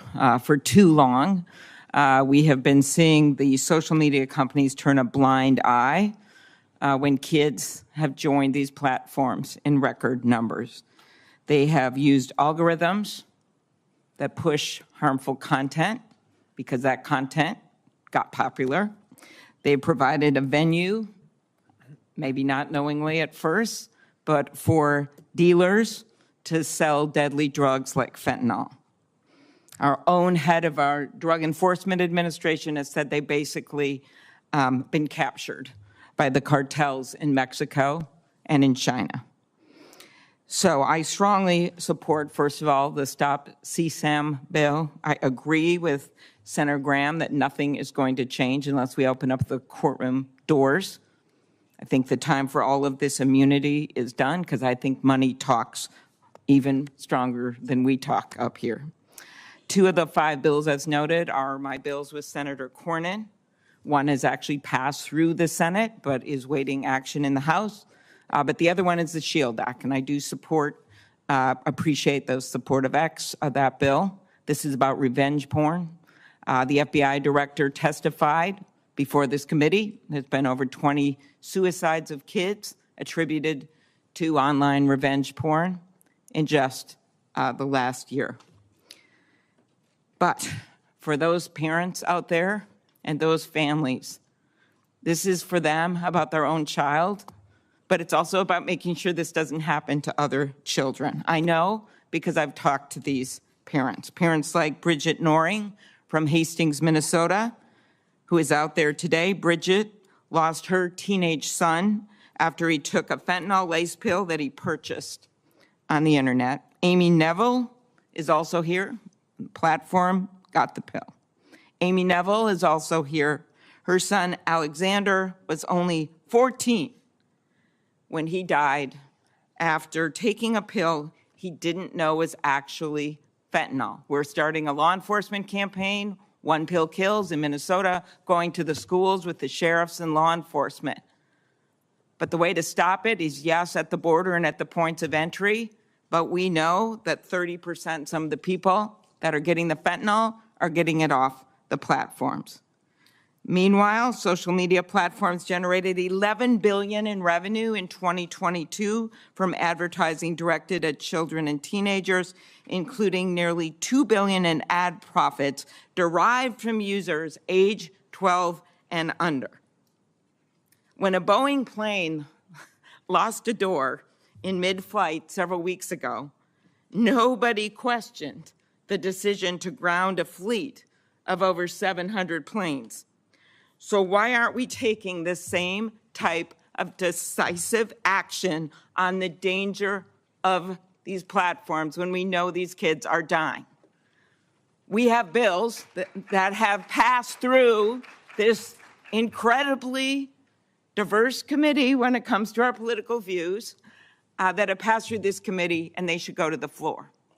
We should do something finally about liability, and then we should turn to some of the other issues that a number of us have worked on when it comes to the charges for app stores and when it comes to some of the monopoly behavior and the self-preferencing. But I'm going to stick with this today. Facts.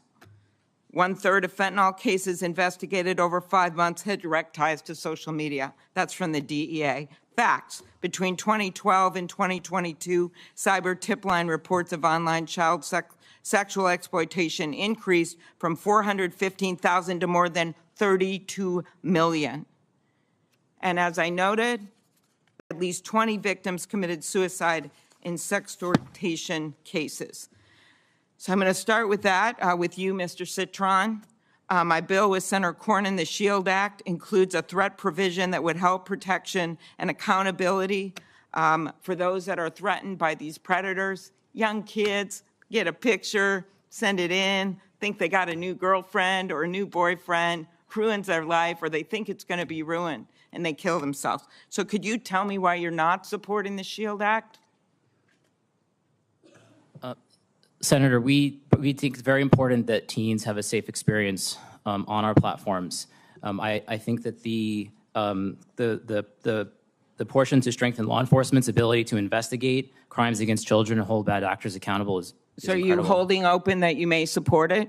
We very much would like to have conversations with you. We're open to discussing further. And we do welcome legislation and regulation. This is a very important issue for our country, and we've been prioritizing safety for teens. Thank you. I'm much more interested in if you support it, because there's been so much talk at these hearings and popcorn throwing and the like, and I just want to get this stuff done. I'm so tired of this. It's been 28 years, since the internet. We haven't passed any of these bills because everyone's double talk. It's time to actually pass them. And the reason they haven't passed is because of the power of your company. So let's be really, really clear about that. So what you say matters. Your words matter. Mr. Chu, I'm a co-sponsor of Chair Durbin's Stop CSAM Act of 2023, along with Senator Hawley, who's the lead Republican, I believe, which, among other things, empowers victims by making it easier for them to ask tech companies to remove the material and related imagery from their platforms. Why would you not support this bill? Senator, we largely support it. I think the spirit of it is very aligned with what we want to do. There are questions about implementation that I think companies like us and some other groups have, and we look forward to asking those. And of course, if this legislation is law, we will comply. Mr. Spiegel, I know we talked ahead of time. I do appreciate your company's support for the Cooper Davis Act, which will finally, it's a bill with Senator Shaheen and Marshall, which will allow law enforcement to do more when it comes to fentanyl. I think you know what a problem this is. Devin Noring, teenager from Hastings, I mentioned his mom here, suffered dental pain and migraines, so he bought what he thought was a Percocet over Snap, but instead he bought a counterfeit drug laced with a lethal dose of fentanyl. As his mom, who's here with us today, said, all of the hopes and dreams we as parents had for Devin were erased in the blink of an eye, and no mom should have to bury their kid. Talk about why you support the Cooper Davis Act. Senator, thank you. We strongly support the Cooper Davis Act, and we believe it will help DEA go after the cartels and get more dealers off the streets to save more lives. Okay. Are there others that support that bill on this? No. Okay. Mr. Zuckerberg, in 2021, the Wall Street Journal reported on internal Meta research documents asking, why do we care about tweens? These were internal documents. I'm quoting the documents. And answering its own question by citing Meta internal emails. They are a valuable but untapped audience. At a commerce hearing, I'm also on that committee, I asked Meta's head of global safety why children aged 10 to 12 are so valuable to Meta. She responded, we do not knowingly attempt to recruit people who aren't old enough to use our apps. Well, when the 42 state attorneys general, Democrat and Republican, brought their case, they said this statement was inaccurate. Few examples. In 2021, she received an email, Ms. Davis, from Instagram's research director saying that Instagram is investing in experiencing targeting young age roughly 10 to 12. In a February 2021 instant message, one of your employees wrote that Meta is working to recruit Gen Alpha before they reach teenage years.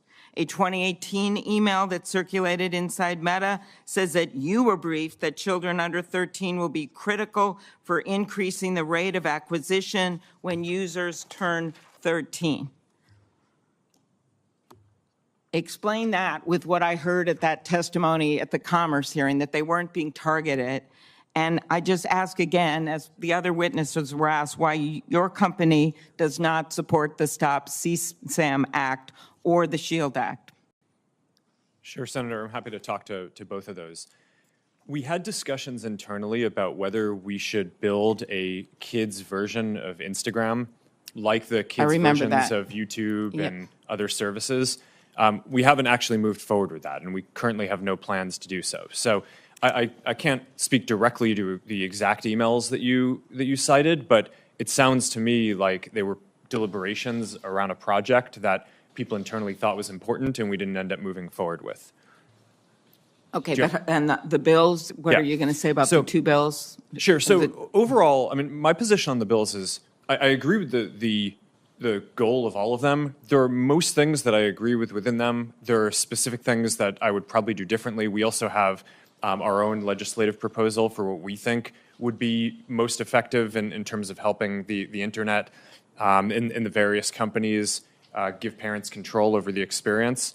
So I'm happy to go into the detail on any one of them, but ultimately, I mean, I think that this I think these parents will tell you that this stuff hasn't worked to just give parents control. They don't know what to do. It's very, very hard, and that's why we are coming up with other solutions that we think are much more helpful to law enforcement, but also this idea of finally getting something going on liability. Because I just believe with all the resources you have, that you actually would be able to do more than you're doing, or these parents would be sitting behind you right now in this Senate hearing room. Thank you, Senator Klobuchar. Klobuchar. Can I speak to that? Or do you want me to come back later? Please, go ahead. I don't think that parents should have to upload an ID or prove that they're the parent of a child in every single app that their children use. I think the right place to do this, and a place where it would be actually very easy for it to work, is within the app stores themselves, where my understanding is Apple and Google already, or at least Apple, already requires parental consent when a child does a payment with an app. So it should be pretty trivial to pass a law that requires them to make it so that parents have control anytime a child downloads an app and offers consent of that. And the research that we've done shows that the vast majority of parents want that. And I think that that's the type of legislation, in addition to some of the other ideas that you all have, that would make this a lot easier for parents. I just to be clear, I remember one mom telling me, with all these things she could maybe do that she can't figure out, it's like a faucet overflowing in a sink, and she's out there with a mop while her kids are getting addicted to more and more different apps and being exposed to material. We've got to make this simpler for parents so they can protect their kids, and I just don't think this is going to be the way to do it. I think the answer is what Senator Graham has been talking about, which is opening up the halls of the courtroom so that puts it on you guys to protect these parents and protect these kids, and then also to pass some of these laws that makes it easier for law enforcement. Thank you, Senator Klobuchar. We're going to try to stick to the 7-minute rule. It didn't work very well, but I'll try to give additional time on the other side as well. Senator Cornyn. There's no question that your platforms are very popular, but we know that while here in the United States we have an open society and free exchange of information, that there are authoritarian governments, there are criminals who will use your platforms for the sale of drugs, for sex, for extortion, and the like. And Mr. Chu, I think your company is unique among the ones represented here today because of its ownership by ByteDance, a Chinese company. And I know there have been some steps that you've taken to wall off the data collected here in the United States. But the fact of the matter is that under Chinese law and Chinese national intelligence laws, all information accumulated by companies in the People's Republic of China are required to be shared with the Chinese intelligence services. ByteDance, the initial release of TikTok, I understand, was 2016.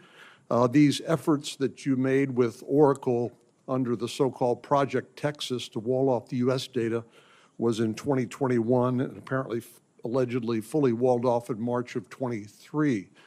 What happened to all of the data that TikTok collected before that Senator, thank you. from American users? Understand. TikTok is owned by ByteDance, which is majority owned by global investors, and we have 3 Americans on the board out of 5. You are right in pointing out that over the last 3 years, we have spent billions of dollars building out Project Texas, which is a plan that is unprecedented in our industry to firewall off protected U.S. data from the rest of our staff. And I'm asking about all of the data that you collected prior to that event. Yes, Senator. We have started a data deletion plan. I talked about this a year ago. We have finished the first phase of data deletion through our data centers outside of the Oracle Cloud infrastructure. And we're beginning phase 2, where we will not only delete from the data centers, we will hire a third party to verify that work. And then we will go into, for example, employees' working laptops to delete that as well. Was all of the data collected by TikTok prior to Project Texas shared with the Chinese government pursuant to the national intelligence laws? Is that country? Senator, we have not been asked for any data by the Chinese government, and we have never provided it.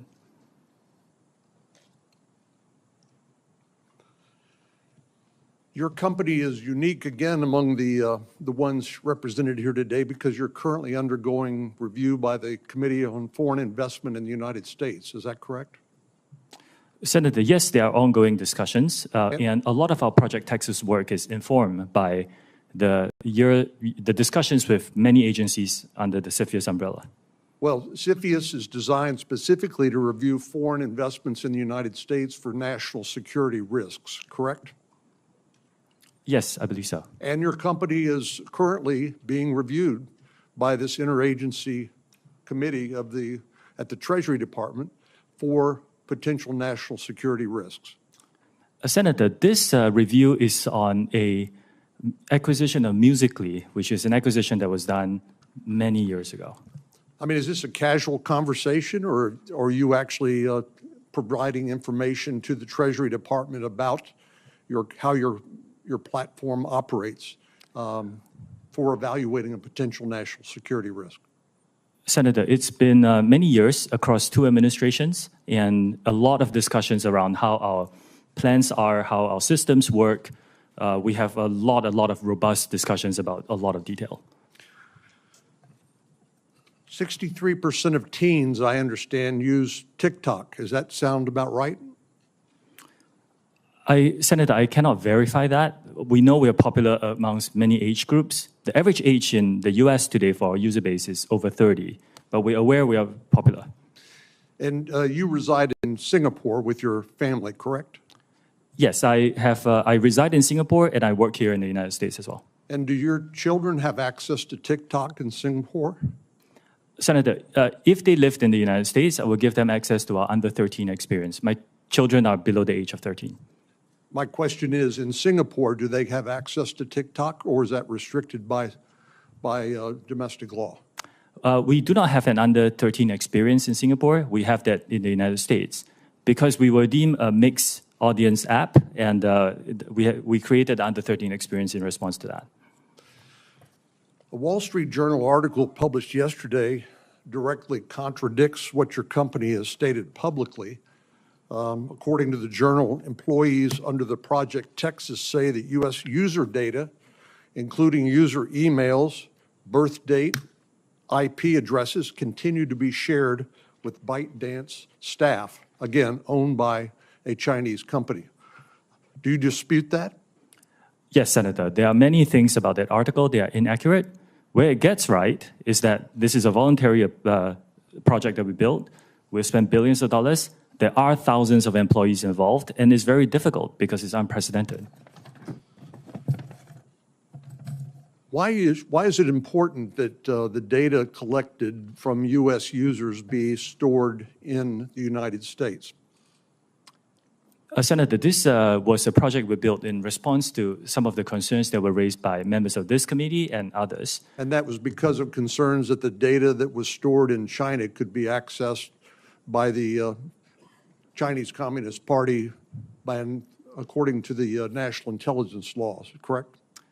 Senator, we are not the only company that does business, that has Chinese employees, for example. We're not even the only company in this room that hires Chinese nationals. But in order to address some of these concerns, we have moved the data into the Oracle Cloud infrastructure. We built a 2,000-person team to oversee the management of the data based here. We walled it off from the rest of the organization. And then we open it up to third parties like Oracle, and we will onboard others to give them third-party validation. This is unprecedented access. I think we are unique in taking even more steps to protect user data in the United States. Well, you've disputed the Wall Street Journal story published yesterday. Are you going to conduct any sort of investigation to see whether there's any truth to the allegations made in the article, or are you just going to dismiss them outright?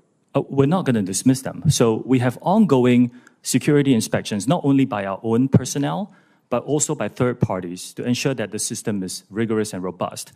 No system that any one of us can build is perfect. But what we need to do is to make sure that we are always improving it and testing it against bad people who may try to bypass it. And if anyone breaks our policies within our organization, we will take disciplinary action against them.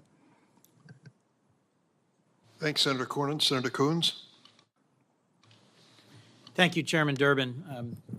First, I'd like to start by thanking all the families that are here today, all the parents who are here because of a child they have lost, all the families that are here because you want us to see you and to know your concern. You have contacted each of us in our offices expressing your grief, your loss, your passion, and your concern. And the audience that is watching can't see this. They can see you, the witnesses from the companies, but this room is packed as far as the eye can see. And when this hearing began, many of you picked up and held pictures of your beloved and lost children. I benefit from and participate in social media, as do many members of the committee and our nation and our world. There are now a majority of people on Earth participating in and in many ways benefiting from one of the platforms you have launched or you lead or you represent. And we have to recognize there are some real positives to social media. It has transformed modern life, but it has also had huge impacts on families, on children, on nations.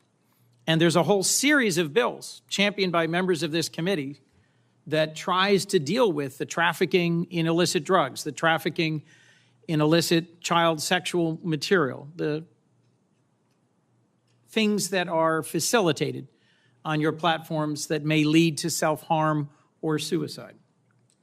So we've heard from several of the leaders on this committee, the chair and ranking and very talented and experienced senators. The frame that we are looking at this is consumer protection. When there is some new technology, we put in place regulations to make sure that it is not overly harmful. As my friend Senator Klobuchar pointed out, one door flew off of one plane, no one was hurt. And yet the entire Boeing fleet of that type of plane was grounded, and a federal fit-for-purpose agency did an immediate safety review. I'm going to point not to the other pieces of legislation that I think are urgent that we take up and pass, but to the core question of transparency. If you're a company manufacturing a product that is allegedly addictive and harmful, one of the first things we look to is safety information. We try to give our constituents, our consumers, warnings, labels that help them understand what are the consequences of this product and how to use it safely or not.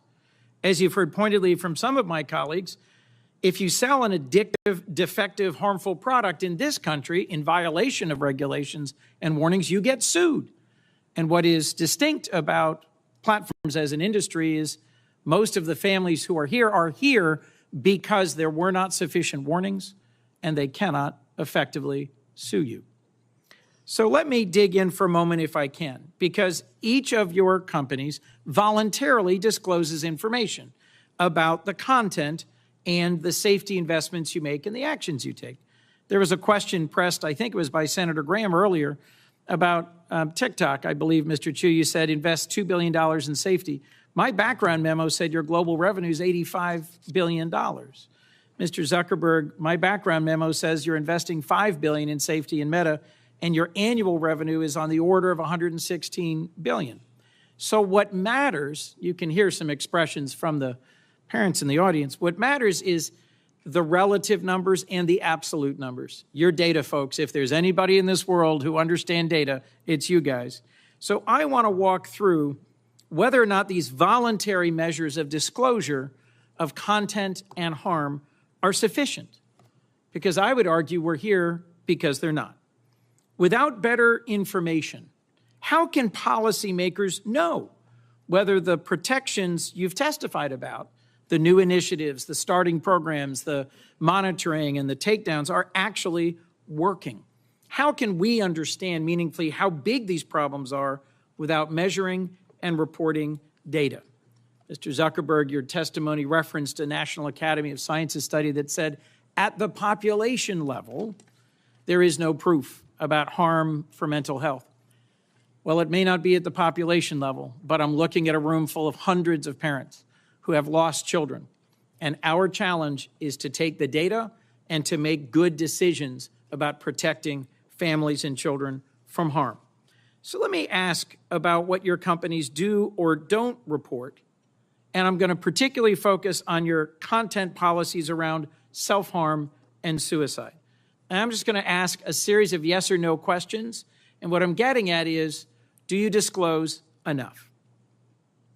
Mr. Zuckerberg, from your policies prohibiting content about suicide or self-harm, do you report an estimate of the total amount of content, not a percentage of the overall, not a prevalence number, but the total amount of content on your platform that violates this policy?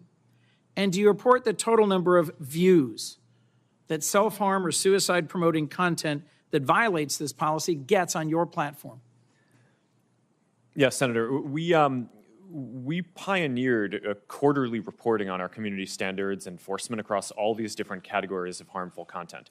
We focus on prevalence, which you mentioned, because what we're focused on is what % of the content that we take down. So, Mr. Zuckerberg, I'm going to interrupt you, and you're very talented. I have very little time left. I'm trying to get an answer to a question. Not as a percentage of the total, because remember, it's a huge number, so the percentage is small. But do you report the actual amount of content and the amount of views self-harm content received? No, I believe we focus on prevalence. Correct. You don't. Ms. Yacarina, yes or no? You report it or you don't? Senator, as a reminder, we have less than 1% of our users that are between the ages of 13 and 17. Do you report the absolute number of how many images and how often viewed? Posts and accounts that we've taken down in 2023. Yes. We've taken over almost 1 million posts down that in regards to mental health and self-harm. Mr. Chu, do you disclose the number of appearances of these types of content and how many are viewed before they're taken down? Senator, we disclose the number we take down based on each category of violation and how many of that were taken down proactively before it was reported. Mr. Spiegel? Yes, Senator, we do disclose. Mr. Citron? Yes, we do. So I've got 3 more questions I'd love to walk through if I had unlimited time. I will submit them for the record. The larger point is that platforms need to hand over more content about how the algorithms work, what the content does, and what the consequences are. Not at the aggregate, not at the population level, but the actual numbers of cases so we can understand the content. In closing, Mr. Chairman, I have a bipartisan bill, the Platform Accountability and Transparency Act, co-sponsored by Senators Cornyn, Klobuchar, Blumenthal on this committee and Senator Cassidy and others. It's in front of the Commerce Committee, not this committee. But it would set reasonable standards for disclosure and transparency to make sure that we're doing our jobs based on data. Yes, there's a lot of emotion in this field, understandably. But if we're going to legislate responsibly about the management of the content on your platforms, we need to have better data. Is there any one of you willing to say now that you support this bill? Mr. Chairman, let the record reflect a yawning silence from the leaders of the social media platforms. Thank you. Thanks, Senator Coons. We're on the first of 2 roll calls. And so please understand if some of the members leave and come back, it's no disrespect. They're doing their job. Senator Lee. Thank you, Mr. Chairman. Tragically, Survivors of sexual abuse are often repeatedly victimized and re-victimized over and over and over again by having non-consensual images of themselves on social media platforms. There's a NCMEC study that pointed out there was one instance of CSAM that reappeared more than 490,000 times after it had been reported. So we need tools in order to deal with this. We need, frankly, laws in order to mandate standards so that this doesn't happen, so that we have a systematic way of getting rid of this stuff, because there is literally no plausible justification, no way of defending this. One tool, one that I think would be particularly effective, is a bill that I'll be introducing later today, and I invite all my committee members to join me. It's called the PROTECT Act. The PROTECT Act would, in pertinent part, require websites to verify age and verify that they've received consent of any and all individuals appearing on their site in pornographic images. And it would also require platforms to have meaningful processes for an individual seeking to have images of him or herself removed in a timely manner. Ms. Iacarino, based on your understanding of existing law, what might it take for a person to have those images removed, say from X? Senator Lee, thank you. It sounds like what you're going to introduce into law in terms of ecosystem-wide and user consent sounds exactly like part of the philosophy of why we're supporting the SHIELD Act, and no one should have to endure non-consensual images being shared online. Yeah, and without that, without laws in place, and it's fantastic anytime a company, as you've described with yours, wants to take those steps, it's very helpful. It can take a lot longer than it should, and sometimes it does, to the point where somebody had images shared 490,000 times after it was reported to the authorities, and that's deeply concerning. But yes, the PROTECT Act would work in tandem with. It's a good complement to the SHIELD Act. Mr. Zuckerberg, let's turn to you next. As you know, I feel strongly about privacy and believe that one of the best protections for an individual's privacy online involves end-to-end encryption. We also know that a great deal of grooming and sharing of CSAM happens to occur on end-to-end encrypted systems. Tell me, does Meta allow juvenile accounts on its platforms to use encrypted messaging services within those apps? Sorry, Senator, what do you mean juvenile? Underage, people under 18. Under 18. We allow people under the age of 18 to use WhatsApp, and we do allow that to be encrypted, yes. Do you have a bottom level age at which they're not allowed to use it? I don't think we allow people under the age of 13. Yep.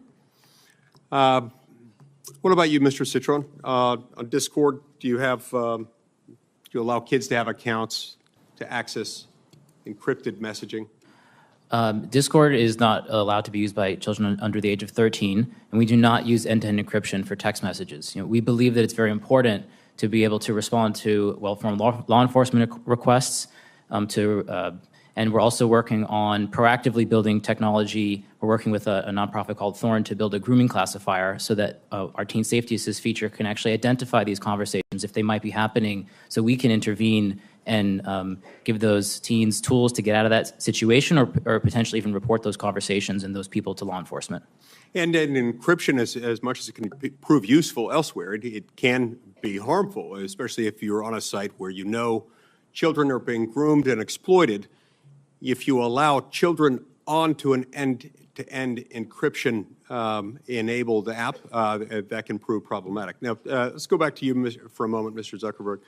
Instagram recently announced that it's going to restrict all teenagers from access to eating disorder material, suicidal ideation themed material, self-harm content, and that's fantastic. That's great. What's odd, what I'm trying to understand is why it is that Instagram is only restricting, it's restricting access to sexually explicit content, but only for teens ages 13 to 15. Why not restrict it for 16 and 17-year-olds as well? Senator, my understanding is that we don't allow sexually explicit content on the service for people of any age.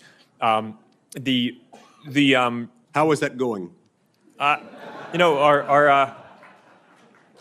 our prevalence metrics suggest that I think it's 99% or so of the content that we remove, we're able to identify automatically using AI systems. So I think that our efforts in this, while they're not perfect, I think are industry leading. The other thing that you asked about was self-harm content, which is what we recently restricted. And we made that shift. I think the state of the science is shifting a bit. Previously, we believed that when people were thinking about self-harm, it was important for them to be able to express that and get support. And now more of the thinking in the field is that it's just better to not show that content at all, which is why we recently moved to restrict that from showing up for those teens at all. Okay, is there a way for parents to make a request on what their kid can see or not see on your sites? There are a lot of parental controls. I'm not sure if I don't think that we currently have a control around topics, but we do allow parents to control the time that the children are on the site.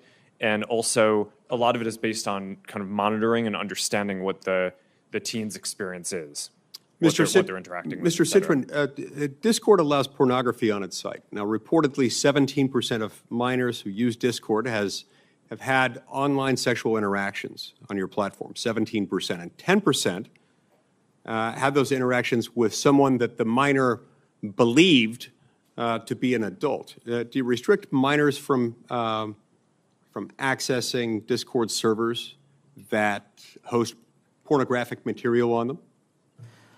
Senator, yes, we do restrict minors from accessing content that is marked for adults. Discord also does not recommend content to people. Discord is a chat app. We do not have a feed or an algorithm that boosts content. So we allow adults to share content with other adults in adult-labeled spaces, and we do not allow teens to access that content. Okay. I see my time's expired. Thank you. Welcome, everyone. We are here in this hearing because as a collective, your platforms really suck at policing themselves. We hear about it here in Congress with fentanyl and other drug dealing facilitated across platforms. We see it and hear about it here in Congress with harassment and bullying that takes place across your platforms. We see it and hear about it here in Congress with respect to child pornography, sexploitation, and blackmail, and we are sick of it. It seems to me that there is a problem with accountability because these conditions continue to persist. In my view, Section 230, which provides immunity from lawsuit, is a very significant part of that problem. If you look at where bullies have been brought to heel recently, whether it's Dominion finally getting justice against Fox News after a long campaign to try to discredit the election equipment manufacturer, or whether it's the moms and dads of the Sandy Hook victims finally getting justice against InfoWars and its campaign of trying to get people to believe that the massacre of their children was a fake put on by them, or even now, more recently, with a writer getting a very significant judgment against Donald Trump after years of bullying and defamation, an honest courtroom has proven to be the place where these things get sorted out.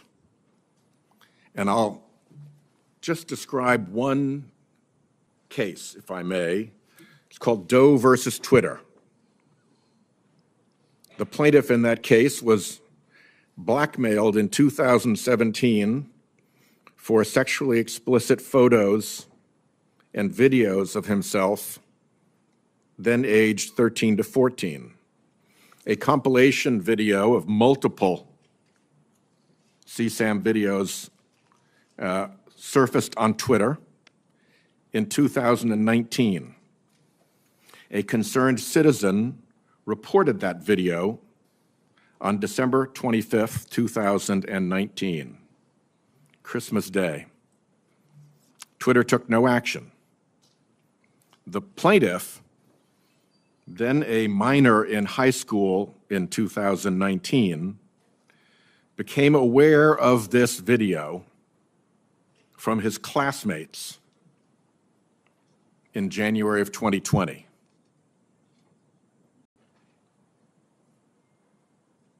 You're a high school kid, and suddenly there's that. That's a day that's hard to recover from. Ultimately, he became suicidal. He and his parents contacted law enforcement and Twitter to have these videos removed on January 21st and again on January 22nd of 2020, and Twitter ultimately took down the video on January 30th, 2020, once federal law enforcement got involved. That's a pretty foul set of facts. And when the family sued Twitter for all those months of refusing to take down the explicit video of this child, Twitter invoked Section 230. And the district court ruled that the claim was barred. There is nothing about that set of facts that tells me that Section 230 performed any public service in that regard. I would like to see very substantial adjustments to Section 230 so that the honest courtroom, which brought relief and justice to E. Jean Carroll after months of defamation, which brought silence, peace, and justice to the parents of the Sandy Hook children after months of defamation and bullying by InfoWars and Alex Jones, and which brought significant justice and an end to the campaign of defamation by Fox News to a little company that was busy just making election machines. So I would, my time is running out. I'll turn to, I guess Senator Cruz is next. But I would like to have each of your companies put in writing what exemptions from the protection of Section 230 you would be willing to accept, bearing in mind the fact situation in Doe versus Twitter, bearing in mind the enormous harm that was done to that young person and that family by the non-responsiveness of this enormous platform over months and months and months and months. Again, think of what it's like to be a high school kid and have that stuff up in the public domain and have the company that is holding it out there in the public domain react so disinterestedly. Okay? Will you put that down in writing for me? 1, 2, 3, for 5 yeses. Done. Senator Cruz. Thank you, Mr. Chairman. Social media is a very powerful tool, but we're here because every parent I know, and I think every parent in America, is terrified about the garbage that is directed at our kids. I have 2 teenagers at home, and the phones they have are portals to predators, to viciousness, to bullying, to self-harm. And each of your companies could do a lot more to prevent it. Mr. Zuckerberg, in June of 2023, the Wall Street Journal reported that Instagram's recommendation systems were actively connecting pedophiles to accounts that were advertising the sale of child sexual abuse material. In many cases, those accounts appeared to be run by underage children themselves, often using code words and emojis to advertise illicit material. In other cases, the accounts included indicia that the victim was being sex trafficked. Now, I know that Instagram has a team that works to prevent the abuse and exploitation of children online. But what was particularly concerning about the Wall Street Journal expose was the degree to which Instagram's own algorithm was promoting the discoverability of victims for pedophiles seeking child abuse material. In other words, this material wasn't just living on the dark corners of Instagram. Instagram was helping pedophiles find it by promoting graphic hashtags, including hashtag pedwhore and hashtag preteen sex, to potential buyers. Instagram also displayed the following warning screen to individuals who were searching for child abuse material. These results may contain images of child sexual abuse. And then you gave users 2 choices: get resources or see results anyway. Mr. Zuckerberg, what the hell were you thinking? All right, Senator. The basic science behind that is that when people are searching for something that is problematic, it's often helpful to, rather than just blocking it, to help direct them towards something that that could be helpful for getting them to get help. In what, I understand get resources. In what sane universe is there a link for see results anyway?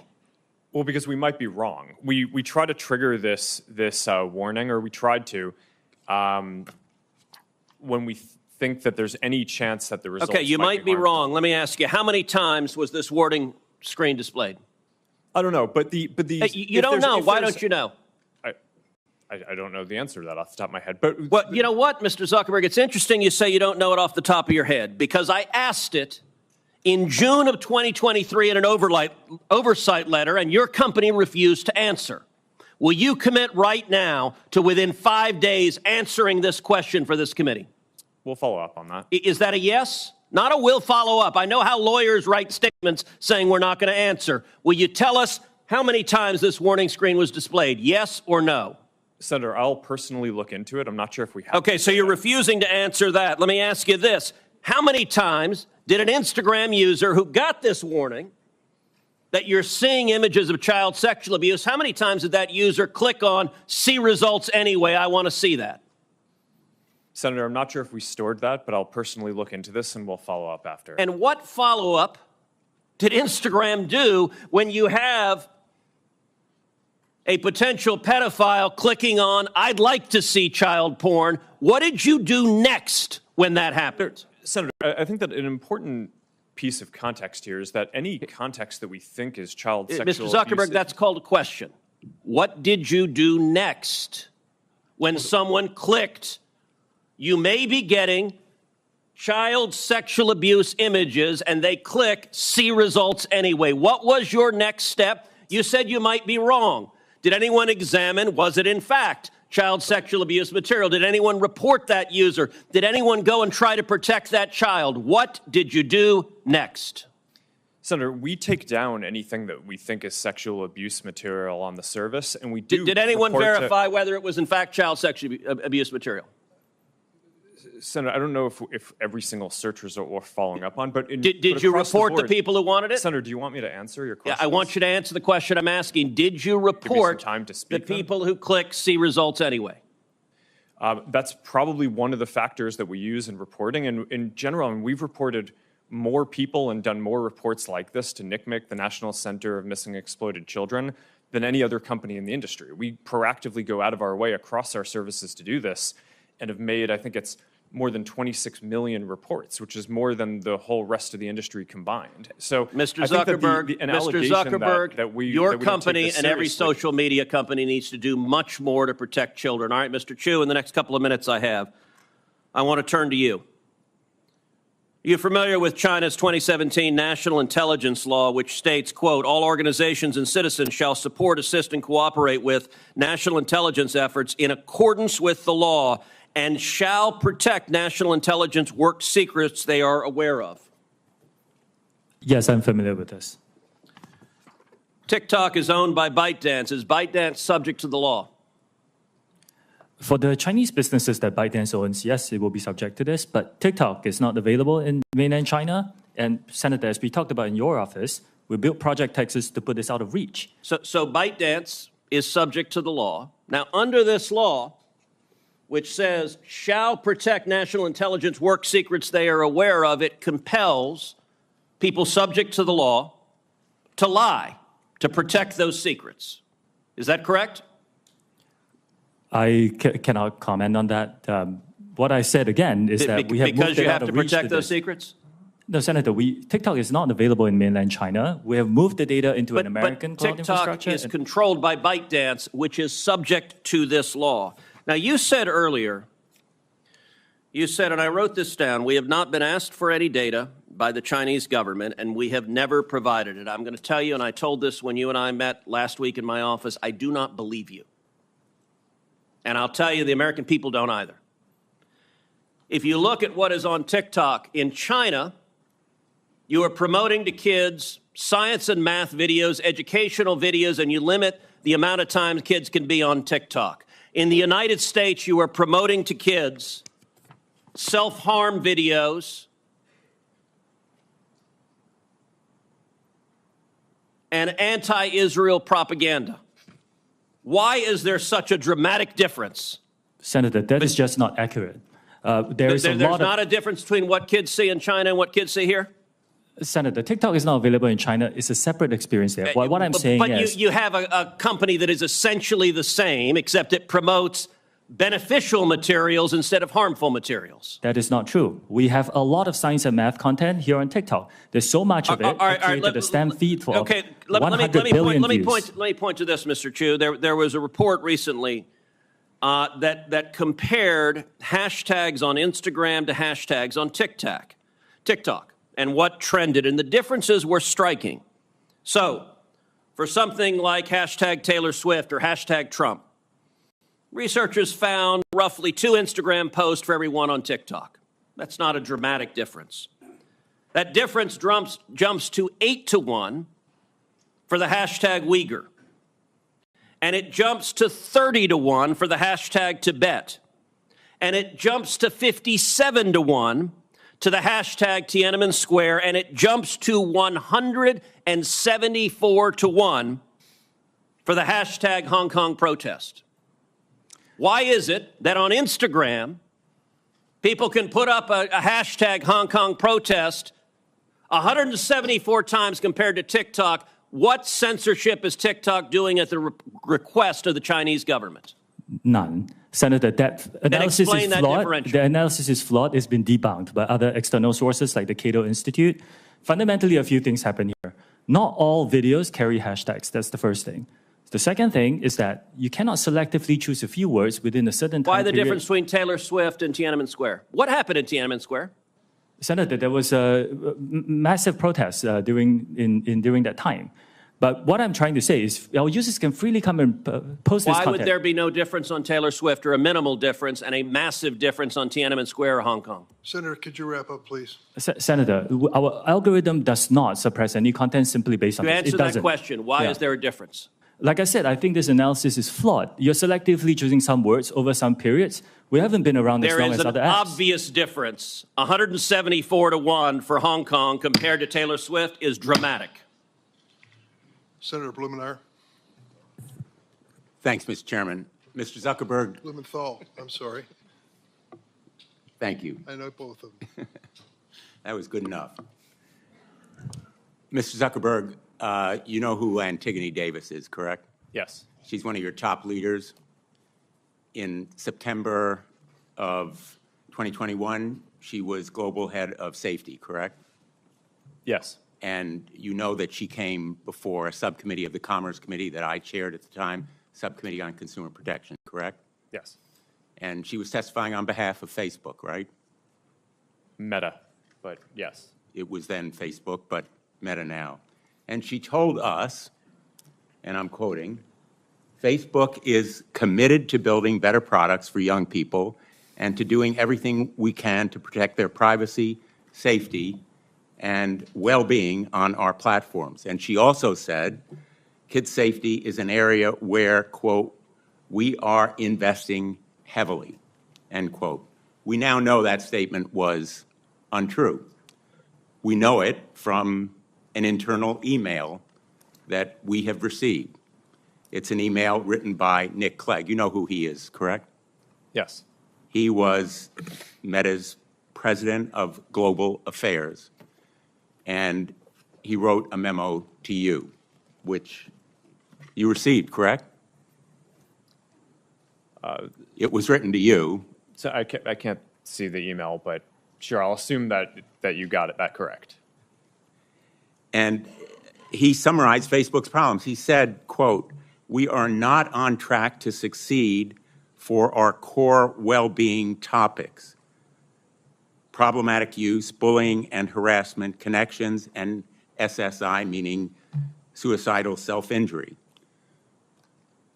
He said also in another memo, quote, we need to do more and we are being held back by a lack of investment. This memo has the date of August 28th, just weeks before that testimony from Antigone Davis, correct? Sorry, Senator, I'm not sure what the date of the testimony was. Well, those are the dates on the emails. Nick Clegg was asking you, pleading with you for resources to back up the narrative, to fulfill the commitments.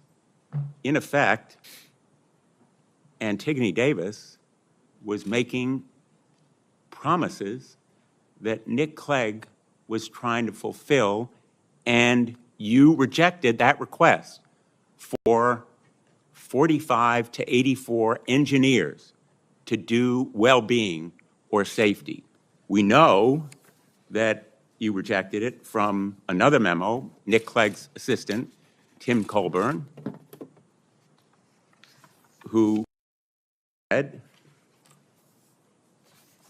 Nick did email Mark, referring to that earlier email, to emphasize his support for the package, but it lost out to the various other pressures and priorities. We've done a calculation that those potentially 84 engineers would have cost Meta about $50 million in a quarter when it earned $9.2 billion. And yet it failed to make that commitment in real terms, and you rejected that request because of other pressures and priorities. That is an example from your own internal document of failing to act, and it is the reason why we can no longer trust Meta and, frankly, any of the other social media. to, in effect, grade their own homework.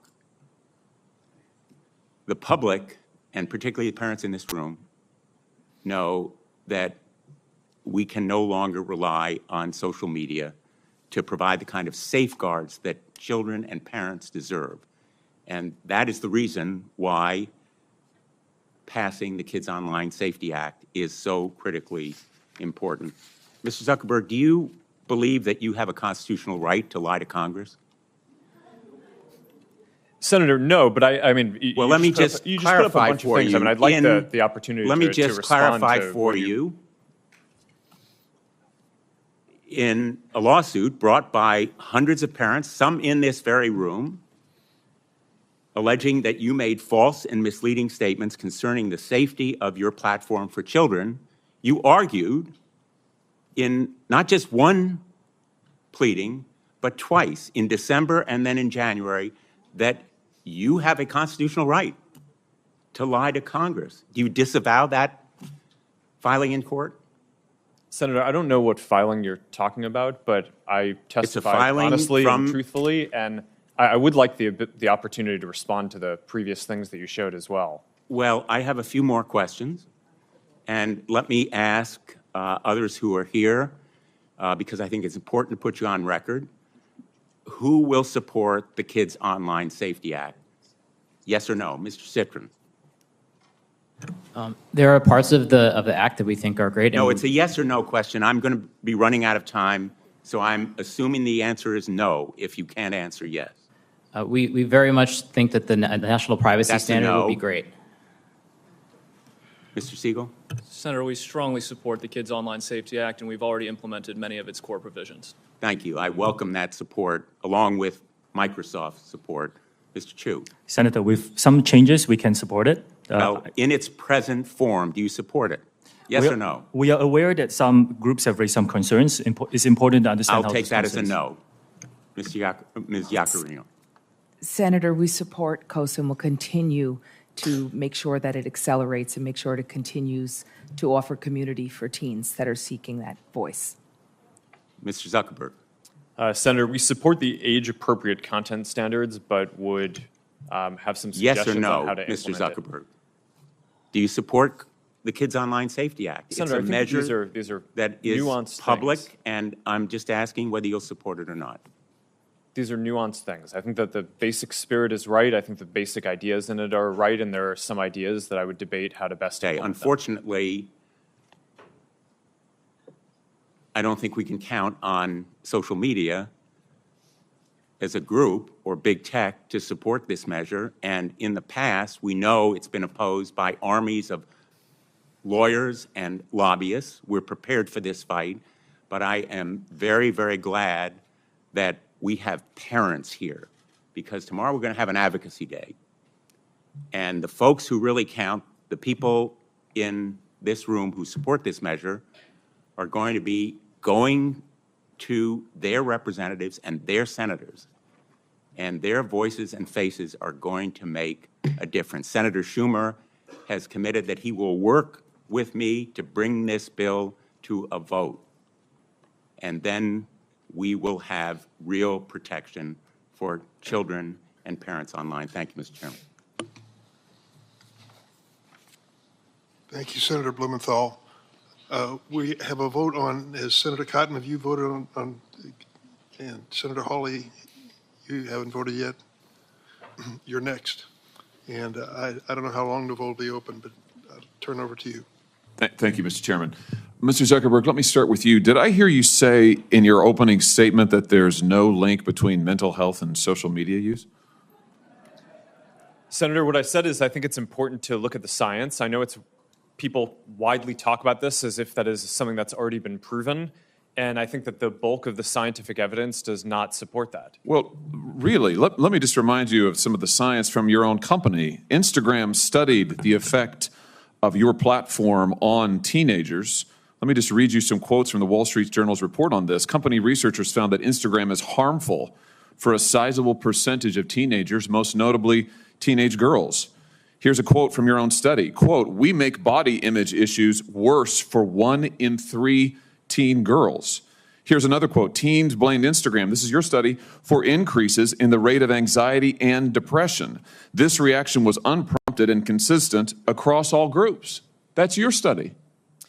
Senator, we try to understand the feedback and how people feel about the services. We can improve. Wait a minute. Your own study says that you make life worse for 1 in 3 teenage girls. You increase Senator, anxiety and depression. That's what it says. And you're here testifying to us in public that there's no link. You've been doing this for years. For years, you've been coming in public and testifying under oath that there's absolutely no link. Your product is wonderful. The science is nascent, full speed ahead, while internally you know full well your product is a disaster for teenagers. Senator, and yet that's you not keep true. right on doing what you're doing. Right? That's not true.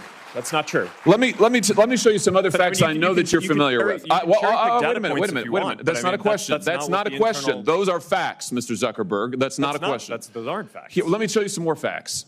Here's some information from a whistleblower who came before the Senate, testified under oath in public. He worked for you. He's a senior executive. Here's what he showed he found when he studied your products. So, for example, this is girls between the ages of 13 and 15 years old. 37% of them reported that they had been exposed to nudity on the platform unwanted in the last 7 days. 24% said that they had experienced unwanted sexual advances they'd been propositioned in the last 7 days. 17% said they had encountered self-harm content pushed at them in the last 7 days. Now, I know you're familiar with these stats because he sent you an email where he lined it all out. I mean, we've got a copy of it right here. My question is, who did you fire for this? Who got fired because of that? Senator, we study all of this because it's important and we want to improve our services. Well, you just told me a second ago that you studied it, that there was no linkage. Who did you fire? I said you mischaracterized. 37% of teenage girls between 13 and 15 were exposed to unwanted nudity in a week on Instagram. You knew about it. Who did you fire? Senator, this is why we're building all Who these did you different fire? tools. Senator, I don't think that's. Who did you fire? I'm not going to answer that. Because you didn't fire anybody, right? You didn't take any significant I don't think action. it's appropriate to talk about It's not individual appropriate. HR decisions. Do you know who's sitting behind you? You've got families from across the nation whose children are either severely harmed or gone, and you don't think it's appropriate to talk about steps that you took? The fact that you didn't fire a single person? Let me ask you this. Have you compensated any of the victims? Sorry? Have you compensated any of the victims? These girls, have you compensated them? I don't believe so. Why not? Don't you think they deserve some compensation for what your platform has done? Help with counseling services, help with dealing with the issues that your services cause? Our job is to make sure that we build tools to help keep people safe. Are you across going our to compensate them? Senator, our job and what we take seriously is making sure that we build industry-leading tools to find harmful content, make money. take it off the services, To make money. and to build tools that empower parents. So you that didn't help take working any people. action. You didn't That's take not any true, action. Senator. You didn't fire anybody. You haven't not true. compensated a That's single not- victim. that's Let not me what I ask you said. this. Let me ask you this. There's families of victims here today. Have you apologized to the victims?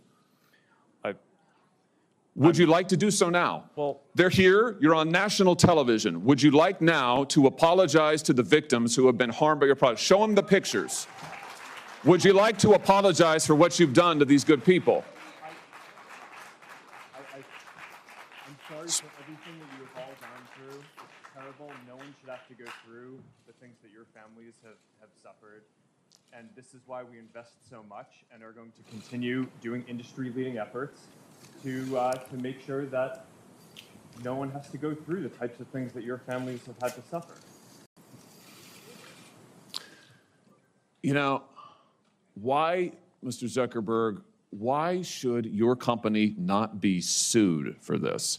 Why is it that you can claim, you hide behind a liability shield, you can't be held accountable? Shouldn't you be held accountable personally? Will you take personal responsibility? Senator, I think I've already answered this. I mean, these Well, are try serious this again. issues. Will you take personal responsibility? Senator, I view my job and the job of our company as building the best tools that we can to keep our community safe. Well, you're failing at and that. Well, Senator, we're doing an industry-leading effort. We build AI tools nonsense. Your product is killing people. Will you personally commit to compensating the victims? You're a billionaire. Will you commit to compensating the victims? Will you set up a compensation fund Senator, with your money? I think these are with your money. Senator, these are complicated Yes, no, that's not a complicated question, though. That's Senator, a yes or no. Will you set up a victims' compensation fund with your money, the money you made on these families sitting behind you? Yes or no? Senator, I don't think that's my job is to Sounds make sure like that a we no. build good tools. My Sounds job like a is no. to make sure that Your job is to be responsible for what your company has done. You've made billions of dollars on the people sitting behind them. Are you here? You've done nothing to help them. You've done nothing to compensate them. You've done nothing to put it right. You could do so here today, and you should. You should, Mr. Zuckerberg. Before my time expires, Mr. Chu, let me just ask you, your platform, why should your platform not be banned in the United States of America? You are owned by a Chinese communist company or a company based in China. The editor-in-chief of your parent company is a Communist Party secretary. Your company has been surveilling Americans for years. According to leaked audio from more than 80 internal TikTok meetings, China-based employees of your company have repeatedly accessed non-public data of United States citizens. Your company has tracked journalists improperly gaining access to their IP addresses, user data, in an attempt to identify whether they're writing negative stories about you. Why should your platform is basically an espionage arm for the Chinese Communist Party? Why should you not be banned in the United States of America? Senator, I disagree with your characterization. Many of what you have said, we have explained in a lot of detail. TikTok is used by 170 million Americans. I know, and every single love. one of those Americans are in danger from the fact that you track their keystrokes, you track their app usage, you track their location data, and we know that all of that information can be accessed by Chinese employees who are subject to the dictates of the Chinese Communist Party. Why should you not be banned in this country? Senator, that is not accurate. A lot of what you describe we collect, we don't. It is 100% accurate. Do you deny that repeatedly Americans' data has been accessed by ByteDance employees in China? We built a project that cost us billions of dollars to stop that, and we have made a lot of progress. And it hasn't been stopped. According to the Wall Street Journal report from just yesterday, even now, ByteDance workers, without going through official channels, have access to the private information of American citizens. I'm quoting from the article, private information of American citizens, including their birth date, their IP address, and more. That's now. Senator, as we know, the media doesn't always get it right. What we have. But the Chinese Communist Party does? I'm not saying that. What I'm saying is that we've spent billions of dollars to build this project. It's rigorous, it's robust, it's unprecedented, and I'm proud of the work that the 2,000 employees are doing to protect the data. But it's not protected. That's the problem, Mr. Chu. It's not protected at all. It's subject to Communist Chinese Party inspection and review. Your app, unlike anybody else sitting here, and heaven knows I've got problems with everybody here, but your app, unlike any of those, is subject to the control and inspection of a foreign hostile government that has actively trying to track the information of whereabouts of every American that they get their hands on. Your app ought to be banned in the United States of America for the security of this country. Thank you, Mr. Chairman. Senator Hirono. Thank you, Mr. Chairman. As we've heard, children face all sorts of dangers when they use social media, from mental health harms to sexual exploitation, even trafficking. Sex trafficking is a serious problem in my home state of Hawaii, especially for Native Hawaiian victims. That social media platforms are being used to facilitate this trafficking, as well as the creation and distribution of C-scam is deeply concerning, but it's happening. For example, several years ago, a military police officer stationed in Hawaii was sentenced to 15 years in prison for producing C-scam as part of his online exploitation of a minor female. He began communicating with this 12-year-old girl through Instagram. He then used Snapchat to send her sexually explicit photos and to solicit such photos from her. He later used these photos to blackmail her. And just last month, the FBI arrested a neo-Nazi cult leader in Hawaii who lured victims to his Discord server.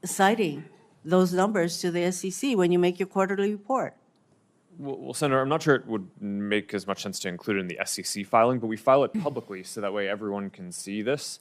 And I'd be happy to follow up and talk about what specific metrics. I think the specific things that some of the ones that you just mentioned around underage people on our services, we don't allow people under the age of 13 on our service. So if we find anyone who's under the age of 13, we remove them from our service. Now, I'm not saying that people don't lie and that there aren't anyone who's under the age of 13 who's using it, but we're not going to be able to count how many people there are, because fundamentally, if we identify that someone is underage, we remove them from the service. I think that's really important that we get actual numbers, because these are real human beings. That's why all these parents and others are here, because each time that a young person is exposed to this kind of unwanted material and they get hooked, it is a danger to that individual. So I'm hoping that you are saying that you do report this kind of information to, if not the SEC, that it is made public. I think I'm hearing that, yes, you do. So, yes, Senator, I think we report more publicly on our enforcement than any other company in the industry. And we're very supportive of transparency measures. I am running out of time, Mr. Zuckerberg, but so I will follow up with what exactly it is that you do report. Again, for you, when Meta automatically places young people's accounts, and you testified to this, on the most restrictive privacy and content sensitivity sessions, and yet teens are able to opt out of these safeguards. Isn't that right? It's not mandatory that they remain on these settings. They can opt out. Senator, yes, we default teens into a private account so that they have a private and restricted experience, but some teens want to be creators and want to have content that they share more broadly, and I don't think that that's something that should just blanketly be banned. Why not? I think it should be mandatory that they remain on the more restrictive settings. Senator, I think that there's I mean, a lot of teens create amazing things, and I think with the right supervision and parenting and controls, I think that that's I don't think that that's the type of thing that you want to just not allow anyone to be able to do. I think you want to make it so that my time is up, but I have to say that there is an argument that you all make for every single thing that we are proposing, and I share the concern that I have about the blanket limitation on liabilities that we provide all of you, and I think that has to change, and that is on us, on Congress, to make that change. Thank you, Mr. Chairman. Thank you, Senator Rono. Senator Cotton. Mr. Chu, let's cut straight to the chase. Is TikTok under the influence of the Chinese Communist Party? No, Senator, we are a private business. Okay, so you can see that your parent, ByteDance, is subject to the 2017 National Security Law, which requires Chinese companies to turn over information to the Chinese government and conceal it from the rest of the world. You concede that, correct? Senator, the Chinese That's no business. question. You conceded it early. Any company that does, any global business that does business in China has to follow their local laws. Isn't it the case that ByteDance also has an internal Chinese Communist Party committee? Like I said, all businesses that operate in China have to follow their local laws. So your parent company is subject to the national security law that requires it to answer to the party. It has its own internal Chinese Communist Party committee. You answer to that parent company, but you expect us to believe that you're not under the influence of the Chinese Communist Party? I understand this concern, Senator, which is why we built Project Texas. It was a yes or no question. Okay. Well, you used to work for ByteDance, didn't you? You were the CFO for ByteDance? That is correct, Senator. In April 2021, while you were the CFO, the Chinese Communist Party's China Internet Investment Fund purchased a 1% stake in ByteDance's main Chinese subsidiary, the ByteDance Technology Company. In return for that so-called 1% golden share, the party took one of 3 board seats at that subsidiary company. That's correct, isn't it? It's for the Chinese business. Is that correct? It's for the Chinese business, yes. That deal was finalized on April 30th, 2021. Isn't it true that you were appointed the CEO of TikTok the very next day on May 1, 2021? Well, it's a coincidence. It's a coincidence that you were the CFO, Senator, that the Chinese Communist Party took its golden share in its board seat, and the very next day you were appointed the CEO of TikTok? That's a hell of a coincidence. It really is, Senator. Yeah, it is. Okay. And before ByteDance, you were at a Chinese company called Xiaomi, is that correct? Yes, I used to work around the world. Where did you live when you worked at Xiaomi? I lived in China, like many expats. Where exactly? In Beijing, in China. How many years did you live in Beijing? Senator, I worked there for about 5 years. So you lived there for 5 years? Yes. Isn't it the case that Xiaomi was sanctioned by the United States government in 2021 for being a communist Chinese military company? I'm here to talk about TikTok. I think they then had a lawsuit and it was overturned. I can't remember the details. It's another was company. the Biden administration that reversed those sanctions, just like, by the way, they reversed the terrorist designation on the Houthis in Yemen. How's that working out for them? But it was sanctioned as a Chinese communist military company. So you said today, as you often say, that you live in Singapore. Of what nation are you a citizen? Singapore. Are you a citizen of any other nation? No, Senator. Have you ever applied for Chinese citizenship? Senator, I served my nation in Singapore. No, I did not. Do you have a Singaporean passport? Yes, and I served my military for two and a half years in Singapore. Do you have any other passports from any other nations? No, Senator. Your wife is an American citizen. Your children are American citizens. That's correct. Have you ever applied for American citizenship? No, not yet. Okay. Have you ever been a member of the Chinese Communist Party? Senator, I'm Singaporean. No. Have you ever been associated or affiliated with the Chinese Communist Party? No, Senator. Again, I'm Okay. Singaporean. Let me ask you some hopefully simple questions. You said earlier, in response to a question, that what happened at Tiananmen Square in June of 1989 was a massive protest. Did anything else happen in Tiananmen Square? Yes, I think it's well documented. There was a massacre. There was the indiscriminate slaughter of hundreds or thousands of Chinese citizens. Do you agree with the Trump administration and the Biden administration that the Chinese government is committing genocide against the Uyghur people? Senator, I've said this before. I think it's really important that anyone who cares about this topic or any topic can freely express themselves on TikTok. It's a very simple question that unites both parties in our country and governments around the world. Is the Chinese government committing genocide against the Uyghur people? Senator, anyone, including, you can come into TikTok and talk about this topic I'm asking you, or any topic that matters to You are you. a worldly, cosmopolitan, well-educated man who's expressed many opinions on many topics.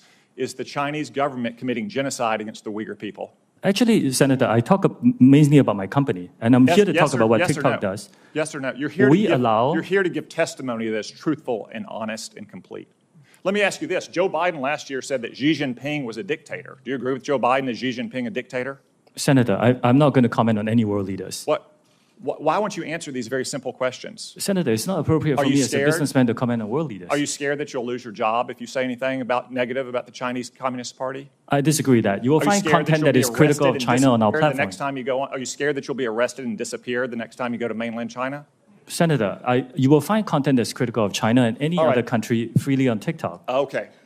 Let's turn to what TikTok, a tool of the Chinese Communist Party, is doing to America's youth. Does the name Mason Edens ring a bell? Senator, you may have to give me more specifics if you don't mind. Yeah, he was a 16-year-old Arkansan. After a breakup in 2022, he went on your platform and searched for things like inspirational quotes and positive affirmations. Instead, he was served up numerous videos glamorizing suicide until he killed himself by gun. What about the name Chase Nazca? Does that ring a bell? Would you mind giving me more details, please? He was a 16-year-old who saw more than 1,000 videos on your platform about violence and suicide until he took his own life by stepping in front of a plane or train. Are you aware that his parents, Dean and Michelle, are suing TikTok and ByteDance for pushing their son to take his own life? Yes, I'm aware of that. Okay. Finally, Mr. Chu, has the Federal Trade Commission sued TikTok during the Biden administration? Senator, I cannot talk about whether there's any ongoing... Are you currently being sued by the Federal Trade Commission? Senator, I cannot talk about any potential lawsuits. I didn't say whether they happen potential, or not. actual. Are you being sued by the Federal Trade Commission? Senator, I think I've given you my answer. I cannot talk about The answer is no. Ms. Yaccarino's company is being sued, I believe. Mr. Zuckerberg's company is being sued, I believe. Yet TikTok, the agent of the Chinese Communist Party, is not being sued by the Biden administration. Are you familiar with the name Christina Kafara? You may have to give me more details. Christina Senator. Kafara was a paid advisor to ByteDance, your communist-influenced parent company. She was then hired by the Biden FTC to advise on how to sue Mr. Zuckerberg's company. Senator, ByteDance is a global company and not a Chinese communist company. It's owned by global investors. Public reports indicate that your lobbyist visited the White House more than 40 times in 2022. How many times did your company's lobbyists visit the White House last year? I don't know that, Senator. Are you aware that the Biden campaign and the Democratic National Committee is on your platform? They have TikTok accounts?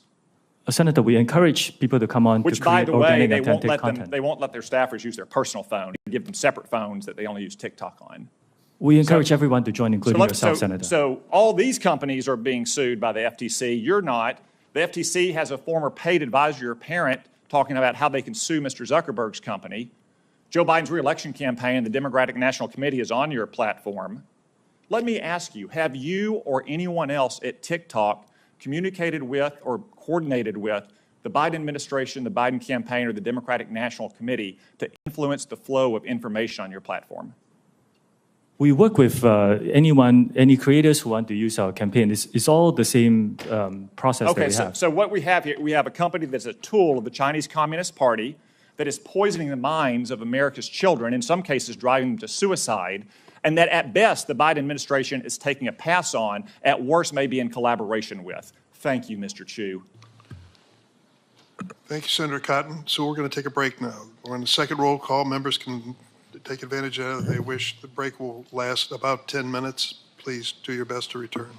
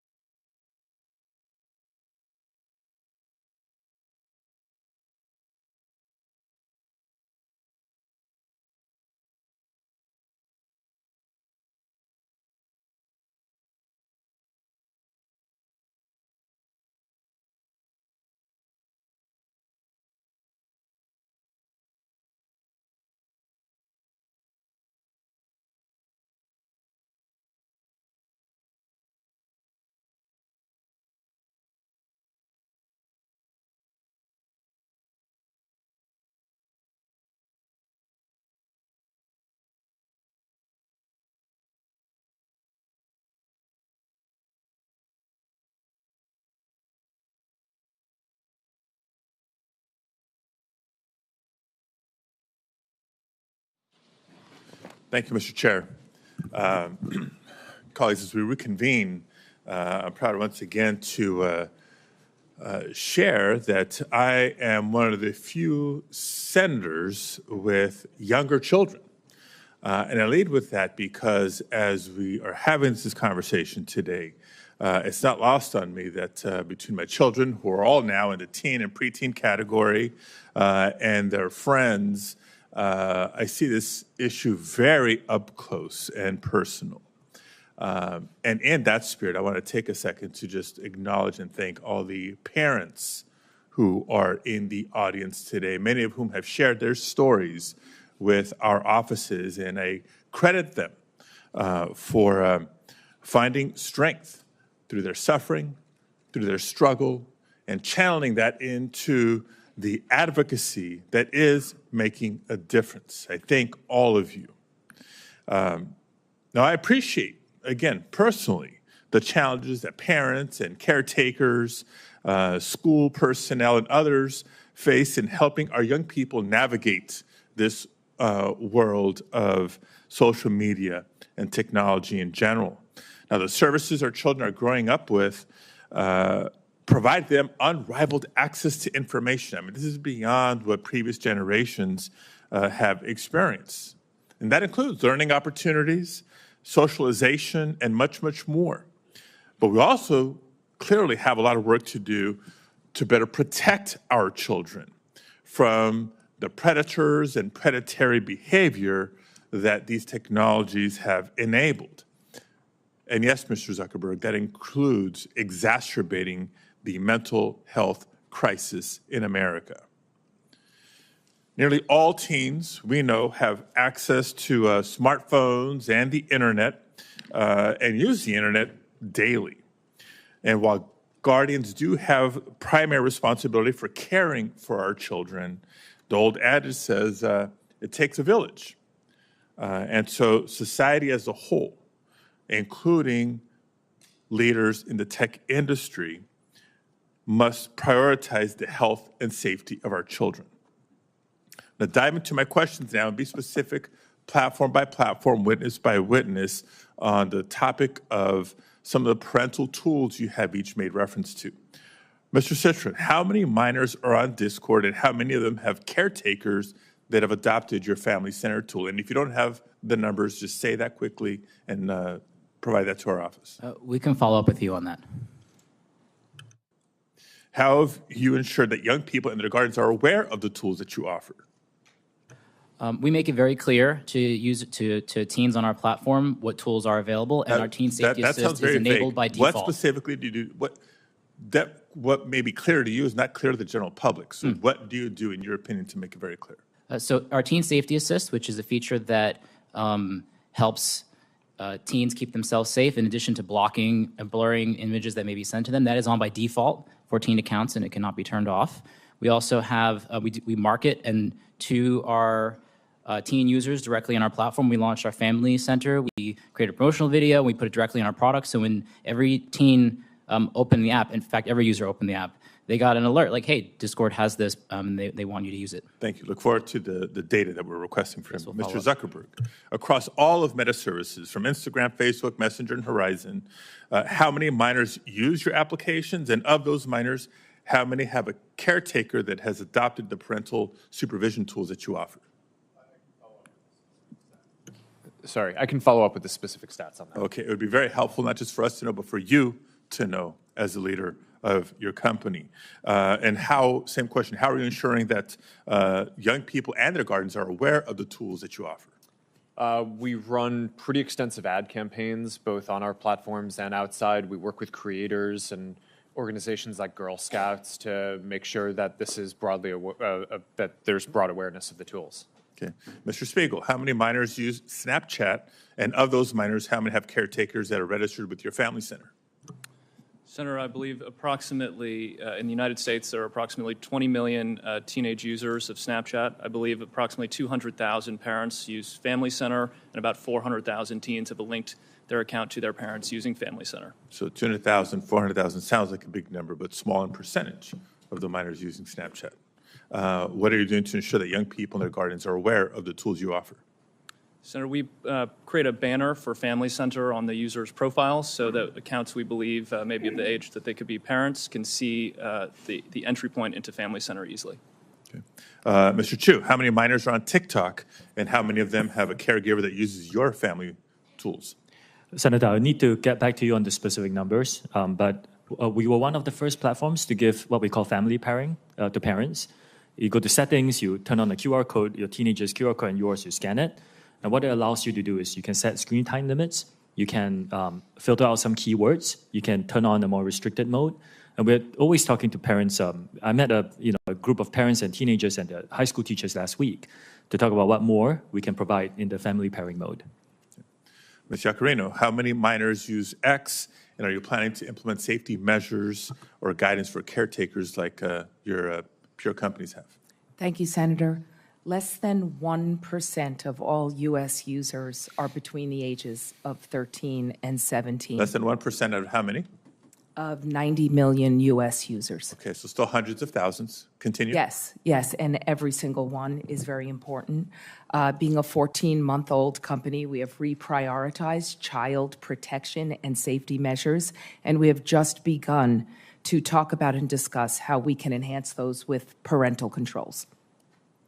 Let me continue with a follow-up question for Mr. Citron. In addition to keeping parents informed about the nature of various internet services, there's a lot more we obviously need to do. For today's purposes, while many companies offer a broad range of quote-unquote user empowerment tools, it's helpful to understand whether young people even find these tools helpful. So appreciate you sharing your Teen Safety Assist and the tools and how you're advertising it, but have you conducted any assessments of how these features are impacting minors' use of your platform? Our intention is to give teens tools, capabilities that they can use to keep themselves safe, and also so our teams can help keep teens safe. We recently launched Teen Safety Assist last year, and I do not have a study off the top of my head, but we'd be happy to follow up with you on that. Okay. My time is up. I'll have follow-up questions for each of you, either in the second round or through statements for the record on a similar assessment of the tools that you've proposed. Thank you, Mr. Chair. Thank you, Senator Padilla. Senator Kennedy. Thank you all for being here. Mr. Spiegel, I see you hiding down there. What does yada, yada, yada mean? I'm not familiar with the term, Senator. Very uncool. Can we agree that what you do, not what you say, what you do is what you believe and everything else is just cottage cheese? Yes, Senator. You agree with that? Speak up. Don't be shy. I've listened to you today. I've heard a lot of yada, yada, yadaing. And I've heard you talk about the reforms you've made, and I appreciate them. And I've heard you talk about the reforms you're going to make. But I don't think you're going to solve the problem. I think Congress is going to have to help you. I think the reforms you're talking about to some extent are going to be like putting paint on rotten wood. And I'm not sure you're going to support this legislation. I'm not. The fact is that you and some of your internet colleagues who are not here are no longer, you're not companies, you're countries. You're very, very powerful. And you and some of your colleagues who are not here have blocked everything we have tried to do in terms of reasonable regulation. Everything from privacy to child exploitation. And in fact, we have a new definition of recession. A recession is when, we know we're in a recession when Google has to lay off 25 members of Congress. That's what we're down to. We're also down to this fact that your platforms are hurting children. I'm not saying they're not doing some good things, but they're hurting children. And I know how to count votes, and if this bill comes to the floor of the United States Senate, it will pass. What we're going to have to do, and I say this with all the respect I can muster, is convince my good friend Senator Schumer to go to Amazon, buy a spine online, and bring this bill to the Senate floor. And the House will then pass it. Now, that's one person's opinion. I may be wrong, but I doubt it. Mr. Zuckerberg, let me ask you a couple of questions. Might wax a little philosophical here. I have to hand it to you.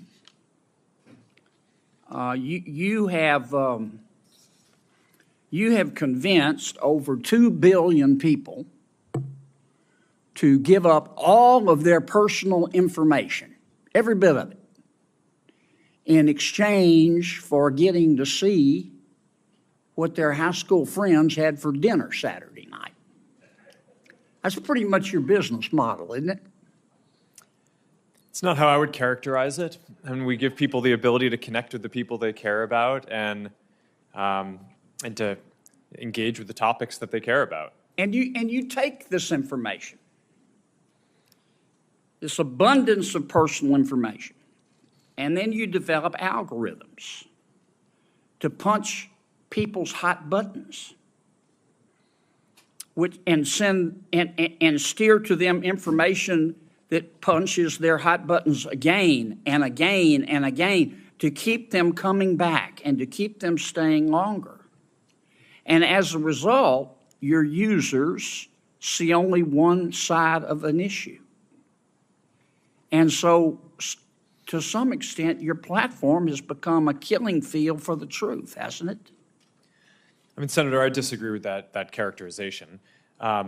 We build ranking and recommendations because people have a lot of friends and a lot of interests, and they want to make sure that they see the content that's relevant to them. We're trying to make a product that's useful to people and make our services as helpful as possible for people to connect with the people they care about and the interests they care about. But you don't show them both sides. You don't give them balanced information. You just keep punching their hot buttons, punching their hot buttons. You don't show them balanced information so people can discern the truth for themselves. And you rev them up so much that so often your platform and others becomes just cesspools of snark where nobody learns anything, don't they? Well, Senator, I disagree with that. I think people can engage in the things that they're interested in and learn quite a bit about those. We have done a handful of different experiments and things in the past around news and trying to show content on a diverse set of perspectives. I think that there's more that needs to be explored there, but I don't think that we can solve that by ourselves. One of the things that I saw... I'm sorry to cut you off, Mr. President, but I'm going to run out of time. Do you think your users really understand what they're giving to you, all their personal information, and how you process it and how you monetize it? Do you think people really understand? Senator, I think people understand the basic terms. I mean, I think that there's... I actually think that a lot of people overestimate how much information there is that we give. It's been a couple of years since we talked about this. Does your user agreement still suck? I'm not sure how to answer that, Senator. Can you still hide a dead body and all that legalese where nobody can find it? Senator, I'm not quite sure what you're referring to, but I think people get the basic deal of using these services. It's a free service. You're using it to connect with the people you care about. If you share something with people, other people will be able to see your information. It's inherently, if you're putting something out there to be shared publicly or with a private set of people, it's, you're inherently putting it out there. So I think people get that basic part of how the service works. But Mr. Zuckerberg, you're in the foothills of creepy. You track people who aren't even Facebook users. You track your own people, your own users who are your product, even when they're not on Facebook. I'm going to land this plane pretty quickly, Mr. Chairman. I mean, it's creepy. And I understand you make a lot of money doing it, but I just wonder if our technology is greater than our humanity. I mean, let me ask you this final question. Instagram is harmful to young people, isn't it? Senator, I disagree with that. That's not what the research shows on balance. That doesn't mean that individual people don't have issues and that there aren't things that we need to do to help provide the right tools for people. But across all of the research that we've done internally, I mean, the survey that the senator previously cited, there are 12 or 15 different categories of harm that we asked teens if they felt that Instagram made it worse or better.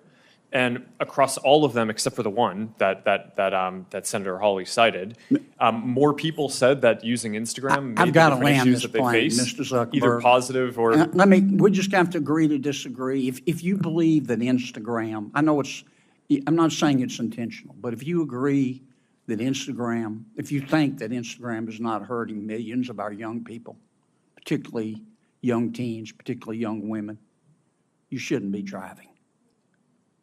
It is. Thanks. Senator Butler.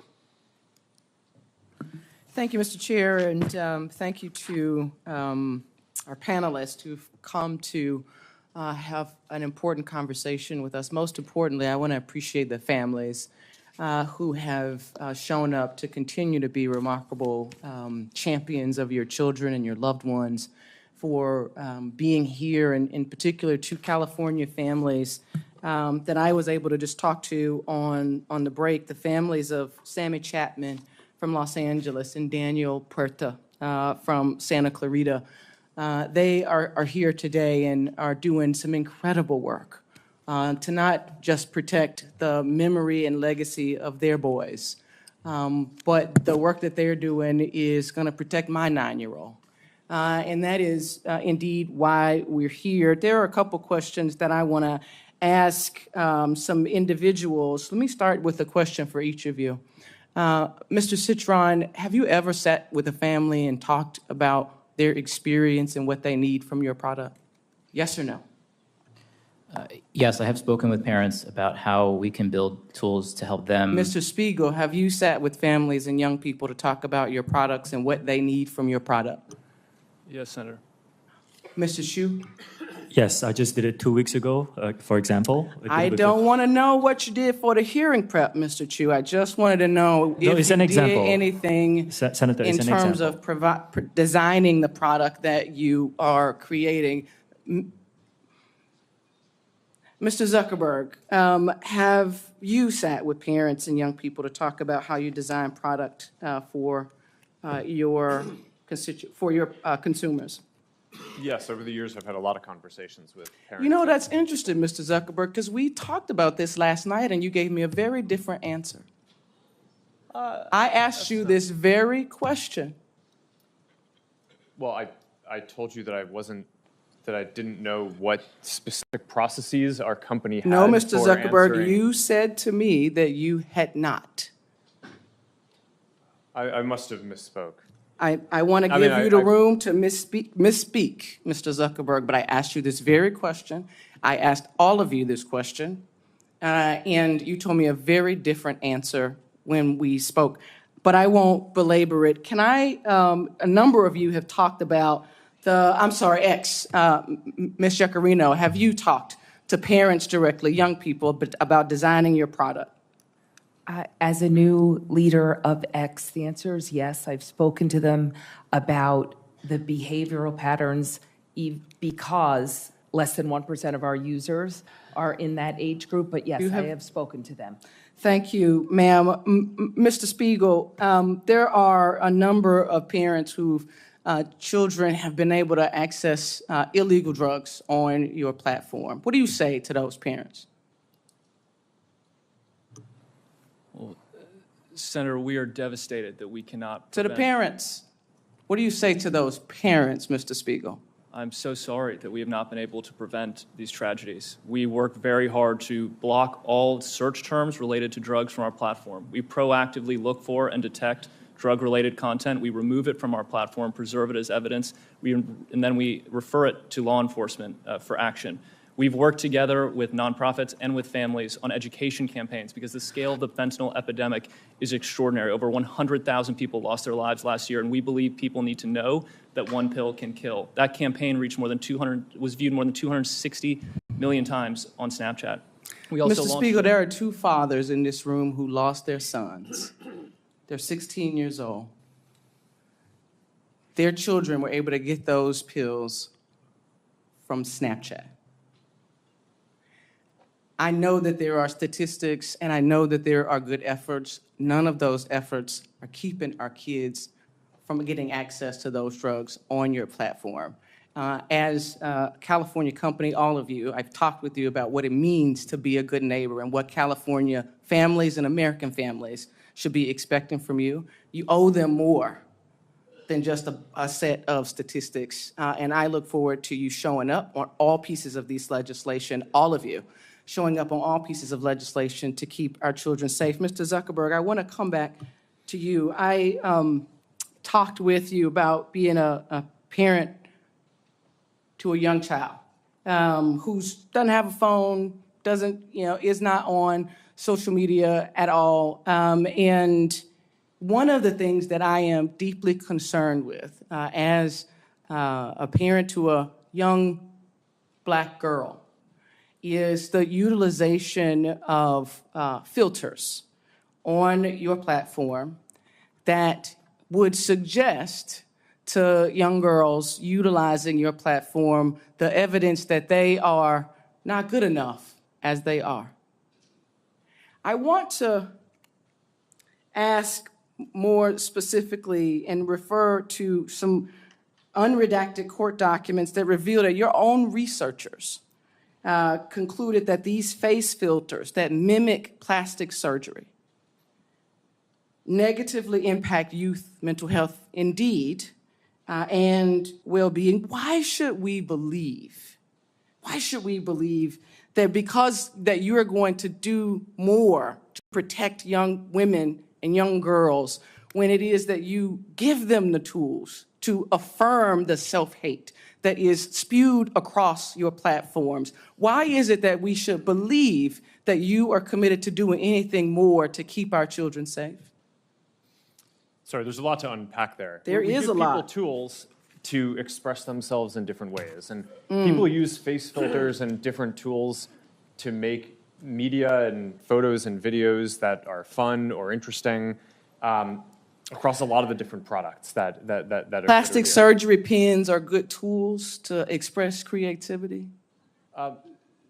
Senator, I'm not speaking to that Skin specifically. lightening tools are tools Senator, to express creativity. This is the direct thing that I'm asking about. I'm not defending any specific one of those. I think that the ability to kind of filter and edit images is generally a useful tool for expression. For that specifically, I'm not familiar with the study that you're referring to, but we did make it so that we're not recommending this type of content to teens. I made no reference to a study, to court documents that revealed your knowledge of the impact of these types of filters on young people generally, young girls in particular. Senator, I disagree with that characterization. I think that there have been with hypotheses. Court documents? I haven't seen any document that says okay, that, Mr. Zuckerberg, my time is up. I hope that you hear what is being offered to you and are prepared to step up and do better. I know this Senate committee is going to do our work to hold you in to greater account. Thank you, Mr. Chair. Senator Tillis. Thank you, Mr. Chair. Thank you all for being here. I don't feel like I'm going to have an opportunity to ask a lot of questions, so I'm going to reserve the right to submit some for the record. But I have heard, we've had hearings like this before. I've been in the Senate for 9 years. I've heard hearings like this before. I've heard horrible stories about people who have died, committed suicide, been embarrassed. Every year, We have an annual flogging every year.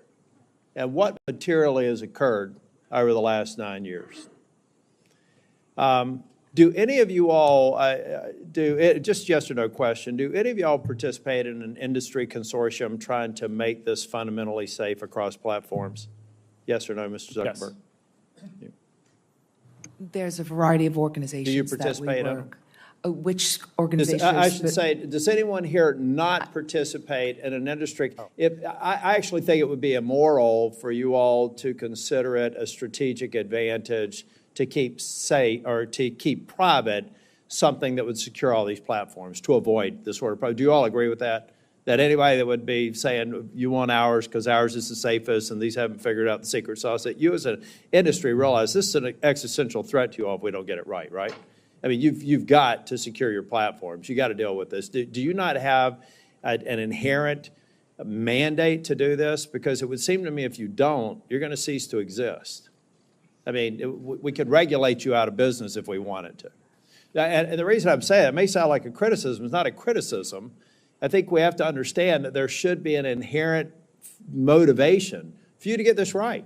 Or Congress will make a decision that could potentially put you out of business. Here's the reason I have a concern with that, though. I just went on the internet while I was listening intently to all the other members speaking, and I found a dozen different platforms outside the United States, 10 of which are in China, 2 of which are in Russia. Their daily average subscriber or active membership numbers in the billions. Well, people say you can't get on China's version of TikTok. It took me one quick search on my favorite search engine to find out exactly how I could get an account on this platform today. And so the other thing that we have to keep in mind, I come from technology. I could figure out, ladies and gentlemen, I could figure out how to influence your kid without them ever being on a social media platform. I can randomly send text and get a bite and then find out an email address and get compromising information. It is horrible to hear some of these stories, and I have shared and I've had these stories occur in my hometown down in North Carolina. But if we only come here and make a point today and don't start focusing on making a difference, which requires people to stop shouting and start listening and start passing language here, the bad actors are just going to be off our shores.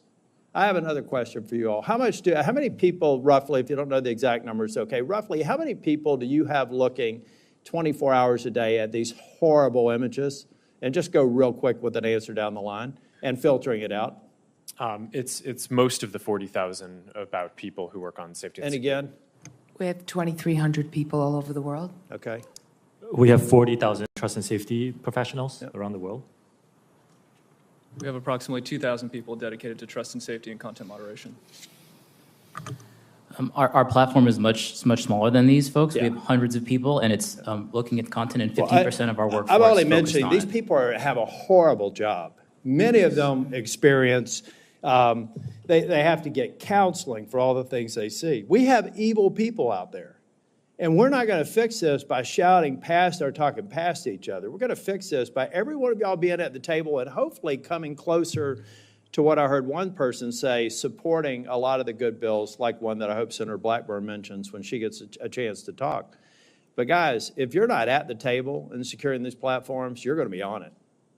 And the reason why I'm not okay with that is that if we ultimately destroy your ability to create value and drive you out of business, the evil people will find another way to get to these children.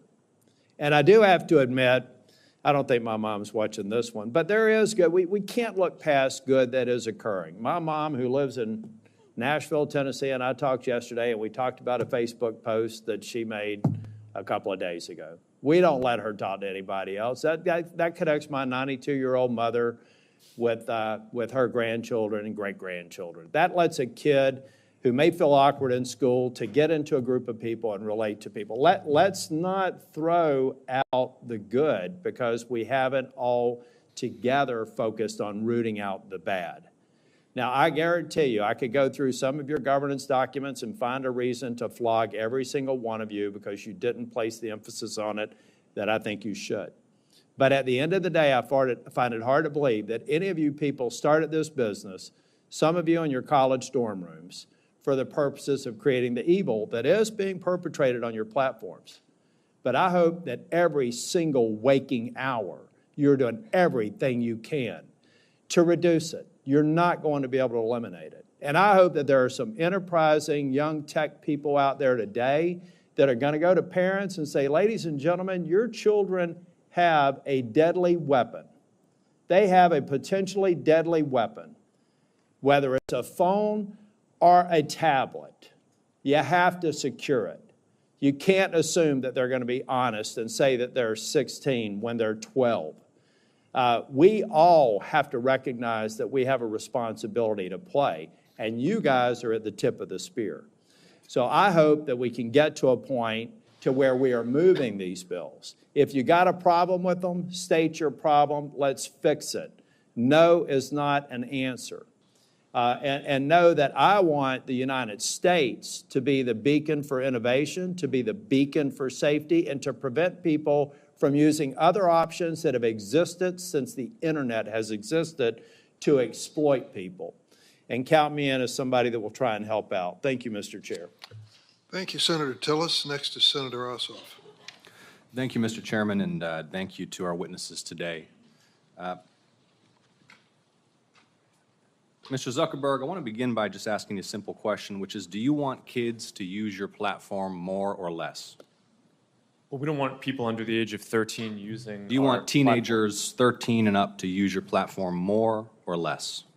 Well, we would like to build a product that is useful and that people want to use more. My time is going to be limited, so it's just, do you want them to use it more or less? Teenagers 13 to 17 years old, do you want them using Meta products more or less? I'd like them to be useful enough that they want to use them more. You want them to use it more. I think herein we have one of the fundamental challenges. In fact, you have a fiduciary obligation, do you not, to try to get kids to use your platform more? It depends on how you define that. We obviously are a business. I'm sorry, Mr. Zuckerberg, our time is, it's self-evident that you have a fiduciary obligation to get your users, including users under 18, to use and engage with your platform more rather than less, correct? Over the long term, but in the near term, we often take a lot of steps, including we made a change to show less videos that on the platform that reduced amount of time by more than 50 million Okay, hours. but if your shareholders ask you, Mark, I wouldn't, Mr. Zuckerberg here, but your shareholders might be on a first-name basis with you. Mark, are you trying to get kids to use Meta products more or less? You'd say more, right? Well, I would say that over the long term, we're trying to create the most I mean, value let's look. So the 10K you file with the SEC, a few things I want to note. Here are some quotes, and this is a filing that you signed, correct? Yes. Yeah. Our financial performance has been and will continue to be significantly determined by our success in adding, retaining, and engaging active users. Here's another quote. If our users decrease their level of engagement with our products, our revenue, financial results, and business may be significantly harmed. Here's another quote. We believe that some users, particularly younger users, are aware of and actively engaging with other products and services similar to or as a substitute for ours. It continues, in the event that users increasingly engage with other products and services, we may experience a decline in use and engagement in key demographics or more broadly, in which case our business would likely be harmed. You have an obligation as the chief executive to encourage your team to get kids to use your platform more. Senator, Fundamental, I think this is... is that not self-evident? You have a fiduciary Senator, obligation to your shareholders to get kids to use your platform more. I think that the thing that's not intuitive is the direction is to make the products more useful, so that way people want to use them more.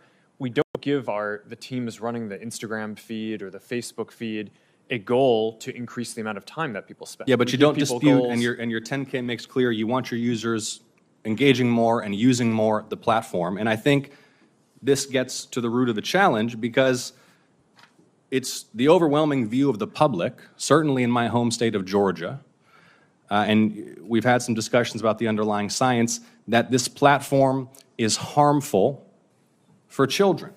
I mean, you are familiar with, and not just your platform, by the way, social media in general. 2023 report from the Surgeon General about the impact of social media on kids' mental health, which cited evidence that kids who spend more than 3 hours a day on social media have double the risk of poor mental health outcomes, including depression and anxiety. Are you familiar with that Surgeon General report and the underlying study? I read the report, yes. Do you dispute it? No, but I think it's important to characterize it correctly. I think what he was flagging in the report is that there seems to be a correlation, and obviously the mental health issue is very important, so it's something that needs to be studied we know. further. The thing is, that's everyone knows there's a correlation. Everyone knows that kids who spend a lot of time, too much time on your platforms are at risk. And it's not just the mental health issues. I mean, let me ask you another question. Is your platform safe for kids? I believe it is, but there's an important difference between correlation and causation. Because we're not going to be able to get anywhere. We want to work in a productive, open, honest, and collaborative way with the private sector to pass legislation that will protect Americans, that will protect American children above all, and that will allow businesses to thrive in this country. If we don't start with an open, honest, candid, realistic assessment of the issues, we can't do that. The first point is you want kids to use the platform more. In fact, you have an obligation to. But if you're not willing to acknowledge that it's a dangerous place for children, the internet is a dangerous place for children, not just your platform, isn't it? Isn't the internet a dangerous place for children? I think it can be. Yeah, there's both great things that people can do, and there are harms that we need to work to Yeah, mitigate. it's a dangerous place for children. There are families here who have lost their children. There are families across the country whose children have engaged in self-harm, who have experienced low self-esteem, who have been sold deadly pills on the internet. The internet's a dangerous place for children, and your platforms are dangerous places for children. Do you agree? I think that there are harms that we need to work to mitigate. Okay. I mean, I'm not going to, I think overall... Why not? Why not? Why not just acknowledge it? Why do we have to do the very careful code? I disagree with the characterization Which character, that you have. that the internet's a dangerous place for children? I think you're trying to characterize our products as inherently dangerous, and I think that... Inherent or not, your products are places where children can experience harm. They can experience harm to their mental health. They can be sold drugs. They can be preyed upon by predators. They're dangerous places. And yet, you have an obligation to promote the use of these platforms by children. And look, all I'm trying to suggest to you, Mr. Zuckerberg, and my time is running short, is that in order for you to succeed, you and your colleagues here, we have to acknowledge these basic truths. We have to be able to come before the American people, the American public, the people in my state of Georgia, and acknowledge the internet is dangerous, including your platforms. There are predators lurking. There are drugs being sold. There are harms to mental health that are taking a huge toll on kids' quality of life. And yet you have this incentive, not just you, Mr. Zuckerberg, all of you have an incentive to boost, maximize use, utilization, and engagement. And that is where public policy has to step in to make sure that these platforms are safe for kids. So kids are not dying, so kids are not overdosing, so kids are not cutting themselves or killing themselves because they're spending all day scrolling instead of playing outside. And I appreciate all of you for your testimony. We will continue to engage as we develop this legislation. Thank you. Senator from Tennessee. Thank you, Mr. Chairman. Thank you to each of you for coming. And I know some of you had to be subpoenaed to get here, but we do appreciate that you all are here. Mr. Chu, I want to come to you first. We've heard that you're looking at putting a headquarters in Nashville and likewise in Silicon Valley and Seattle. And what you're going to find probably is that the welcome mat is not going to be rolled out for you in Nashville like it would be in California. There are a lot of people in Tennessee that are very concerned about the way TikTok is basically building dossiers on our kids, the way they are building those on their virtual you. And also that information is held in China, in Beijing, as you responded to Senator Blumenthal and I last year in reference to that question. And we also know that a major music label yesterday said they were pulling all of their content off your site because of your issues on payment, on artificial intelligence, and because of the negative impact on our kids' mental health. So we will see how that progresses. Mr. Zuckerberg, I want to come to you. We have just had, Senator Blumenthal and I, of course, have had some internal documents and emails that have come our way. One of the things that really concerned me is that you referred to your young users in terms of their lifetime value of it being roughly $270 per teenager. And each of you should be looking at these kids. Their T-shirts they're wearing today say, I'm worth more than $270. We've got some standing up in those T-shirts. Now, and some of the children from our state, some of the children, the parents that we have worked with, just to think, whether it is Becca Schmidt, David Mollick, Sarah Flatt, Annalie Schote, would you say that life is only worth $270? What could possibly lead you? I mean, I listened to that. I know you're a dad. I'm a mom. I'm a grandmom. And how could you possibly even have that thought? It is astounding to me. And I think this is one of the reasons that states, 42 states, are now suing you because of features that they consider to be addictive, that you are pushing forward. And in the emails that we've got from 2021 that go from August to November, there is the staff plan that is being discussed. And Antigone Davis, Nick Clegg, Sheryl Sandberg, Chris Cox, Alex Schultz, Adam Masseri are all on this chain of emails on the well-being plan. And then we get to one, Nick did email Mark for emphasis, to emphasize his support for the package, but it sounds like it lost out to various other pressures and priorities. See, this is what bothers us. Children are not your priority. Children are your product. Children you see as a way to make money. And children, protecting children in this virtual space, you made a conscious decision. Even though Nick Clegg and others were going through the process of saying, this is what we do. These documents are really illuminating. And it just shows me that growing this business, expanding your revenue, what you were going to put on those quarterly filings, that was the priority. The children were not. It's very clear. I want to talk with you about the pedophile ring because that came up earlier, and the Wall Street Journal reported on that.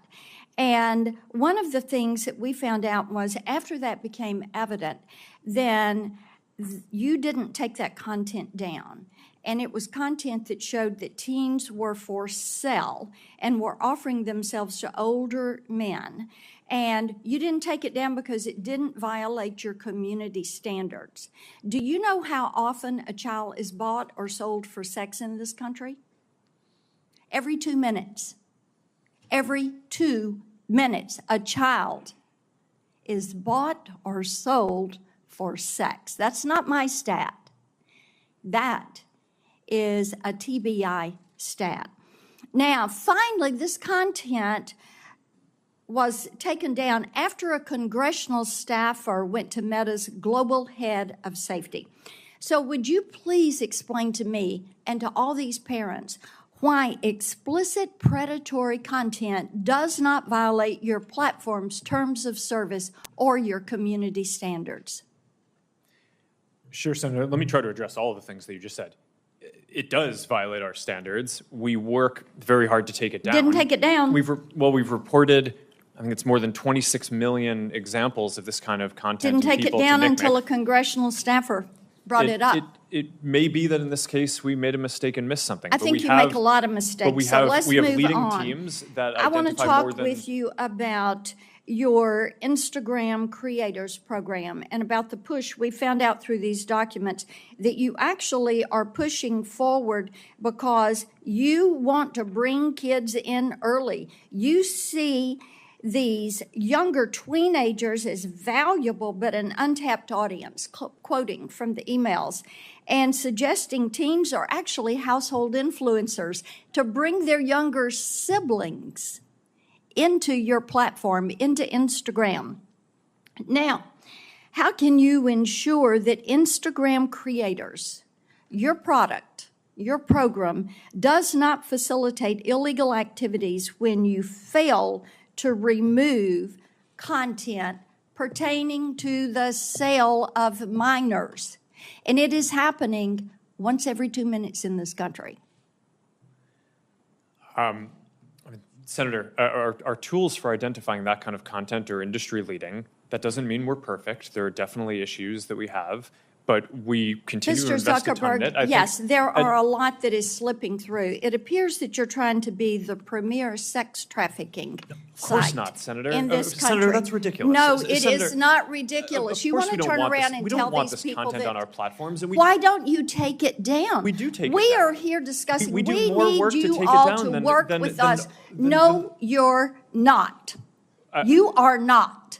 And the problem is, we've been working on this. Senator Welch is over there. We've been working on this stuff for a decade. You have an army of lawyers and lobbyists that have fought us on this every step of the way. You work with NetChoice, the Cato Institute, Taxpayers Protection Alliance, and Chamber of Progress to actually fight our bipartisan legislation to keep kids safe online. So are you going to stop funding these groups? Are you going to stop lobbying against this and come to the table and work with us? Yes or no? Senator, we have a... Yes or no? Of course we'll work with you on the legislation. Okay, I mean, the it's door been hard is to- open. We've got all these bills. You need to come to the table. Each and every one of you need to come to the table. And you need to work with us. Kids are dying.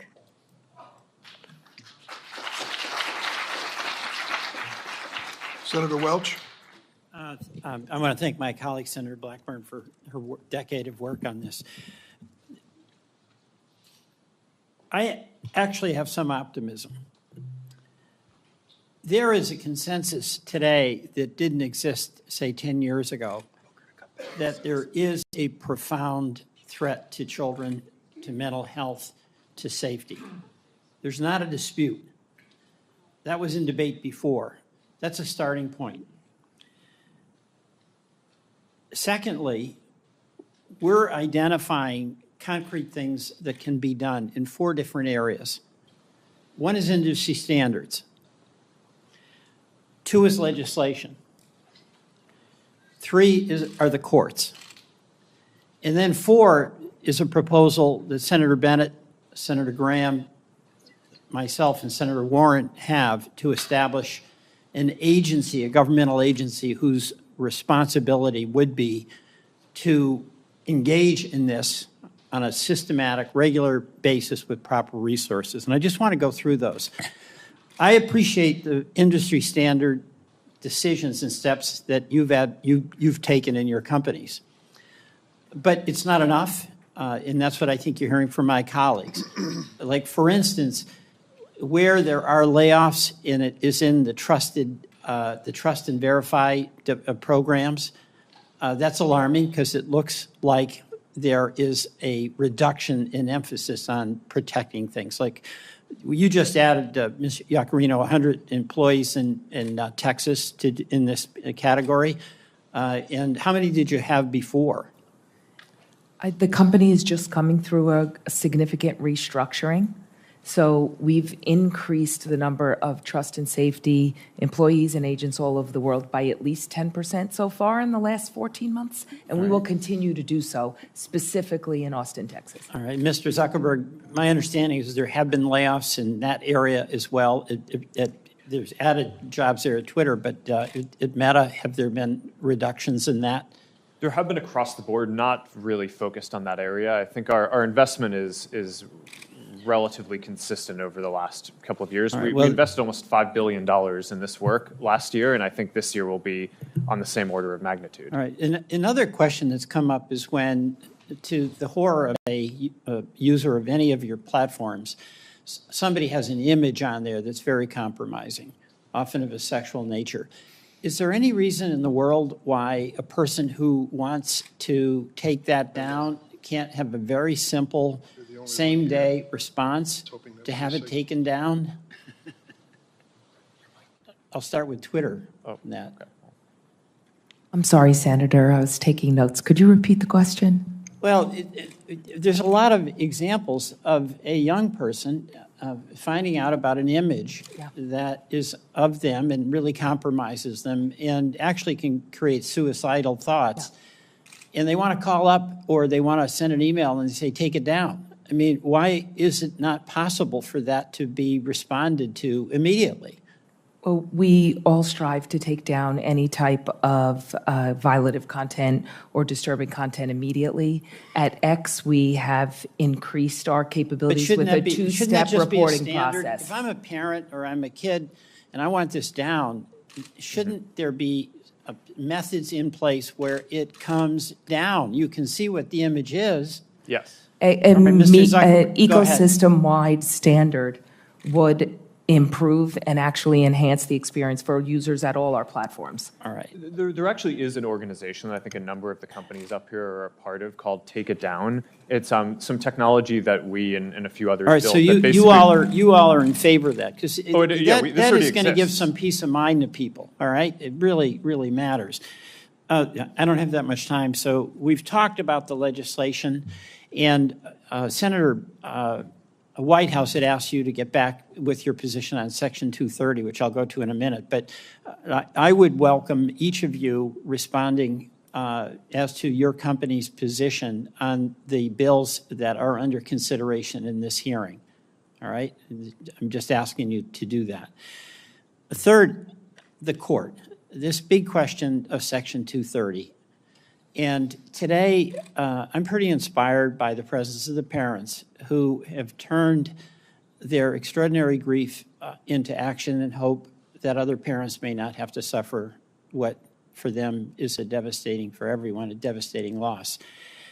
Senator Whitehouse asked you all to get back very concretely about Section 230 and your position on that.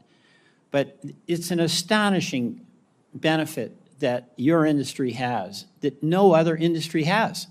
They just don't have to worry about being held accountable in court if they're negligent.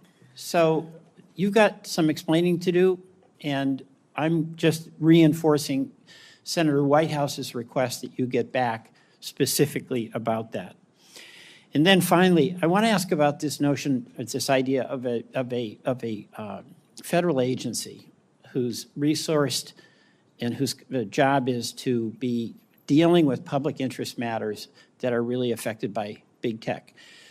It's extraordinary what has happened in our economy with technology, and your companies represent innovation and success. But just as when the railroads were ascendant and were in charge and ripping off farmers because of practices they were able to get away with, just as when Wall Street was flying high, but there was no one regulating blue sky laws. We now have a whole new world in the economy. And Mr. Zuckerberg, I remember you testifying in the Energy and Commerce Committee, and I asked you your position on the concept of a federal regulatory agency. My recollection is that you were positive about that. Is that still the case? I think it could be a reasonable solution.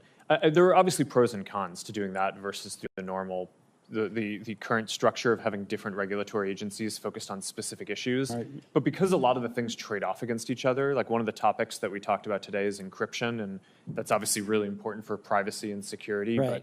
Can we just go down the line? I'm at the end, but thank you. Mr. Iacarino. Senator, I think the industry initiative to keep those conversations going would be something X would be very, very proactive about. If you think about our support of the REPORT Act, the SHIELD Act, the Stop CSAM Act, our support of the Project Safe Childhood Act, I think our intentions are clear to participate and to lead here. Yeah. Senator, we support national privacy legislation, for example, so that sounds like a good idea. We just need to understand what it means. All right. Mr. Spiegel? Senator, we'll continue to work with your team, and we'd certainly be open to exploring the right regulatory body for big technology. But the idea of a regulatory body is something that you can see has merit. Yes, Senator. And Mr.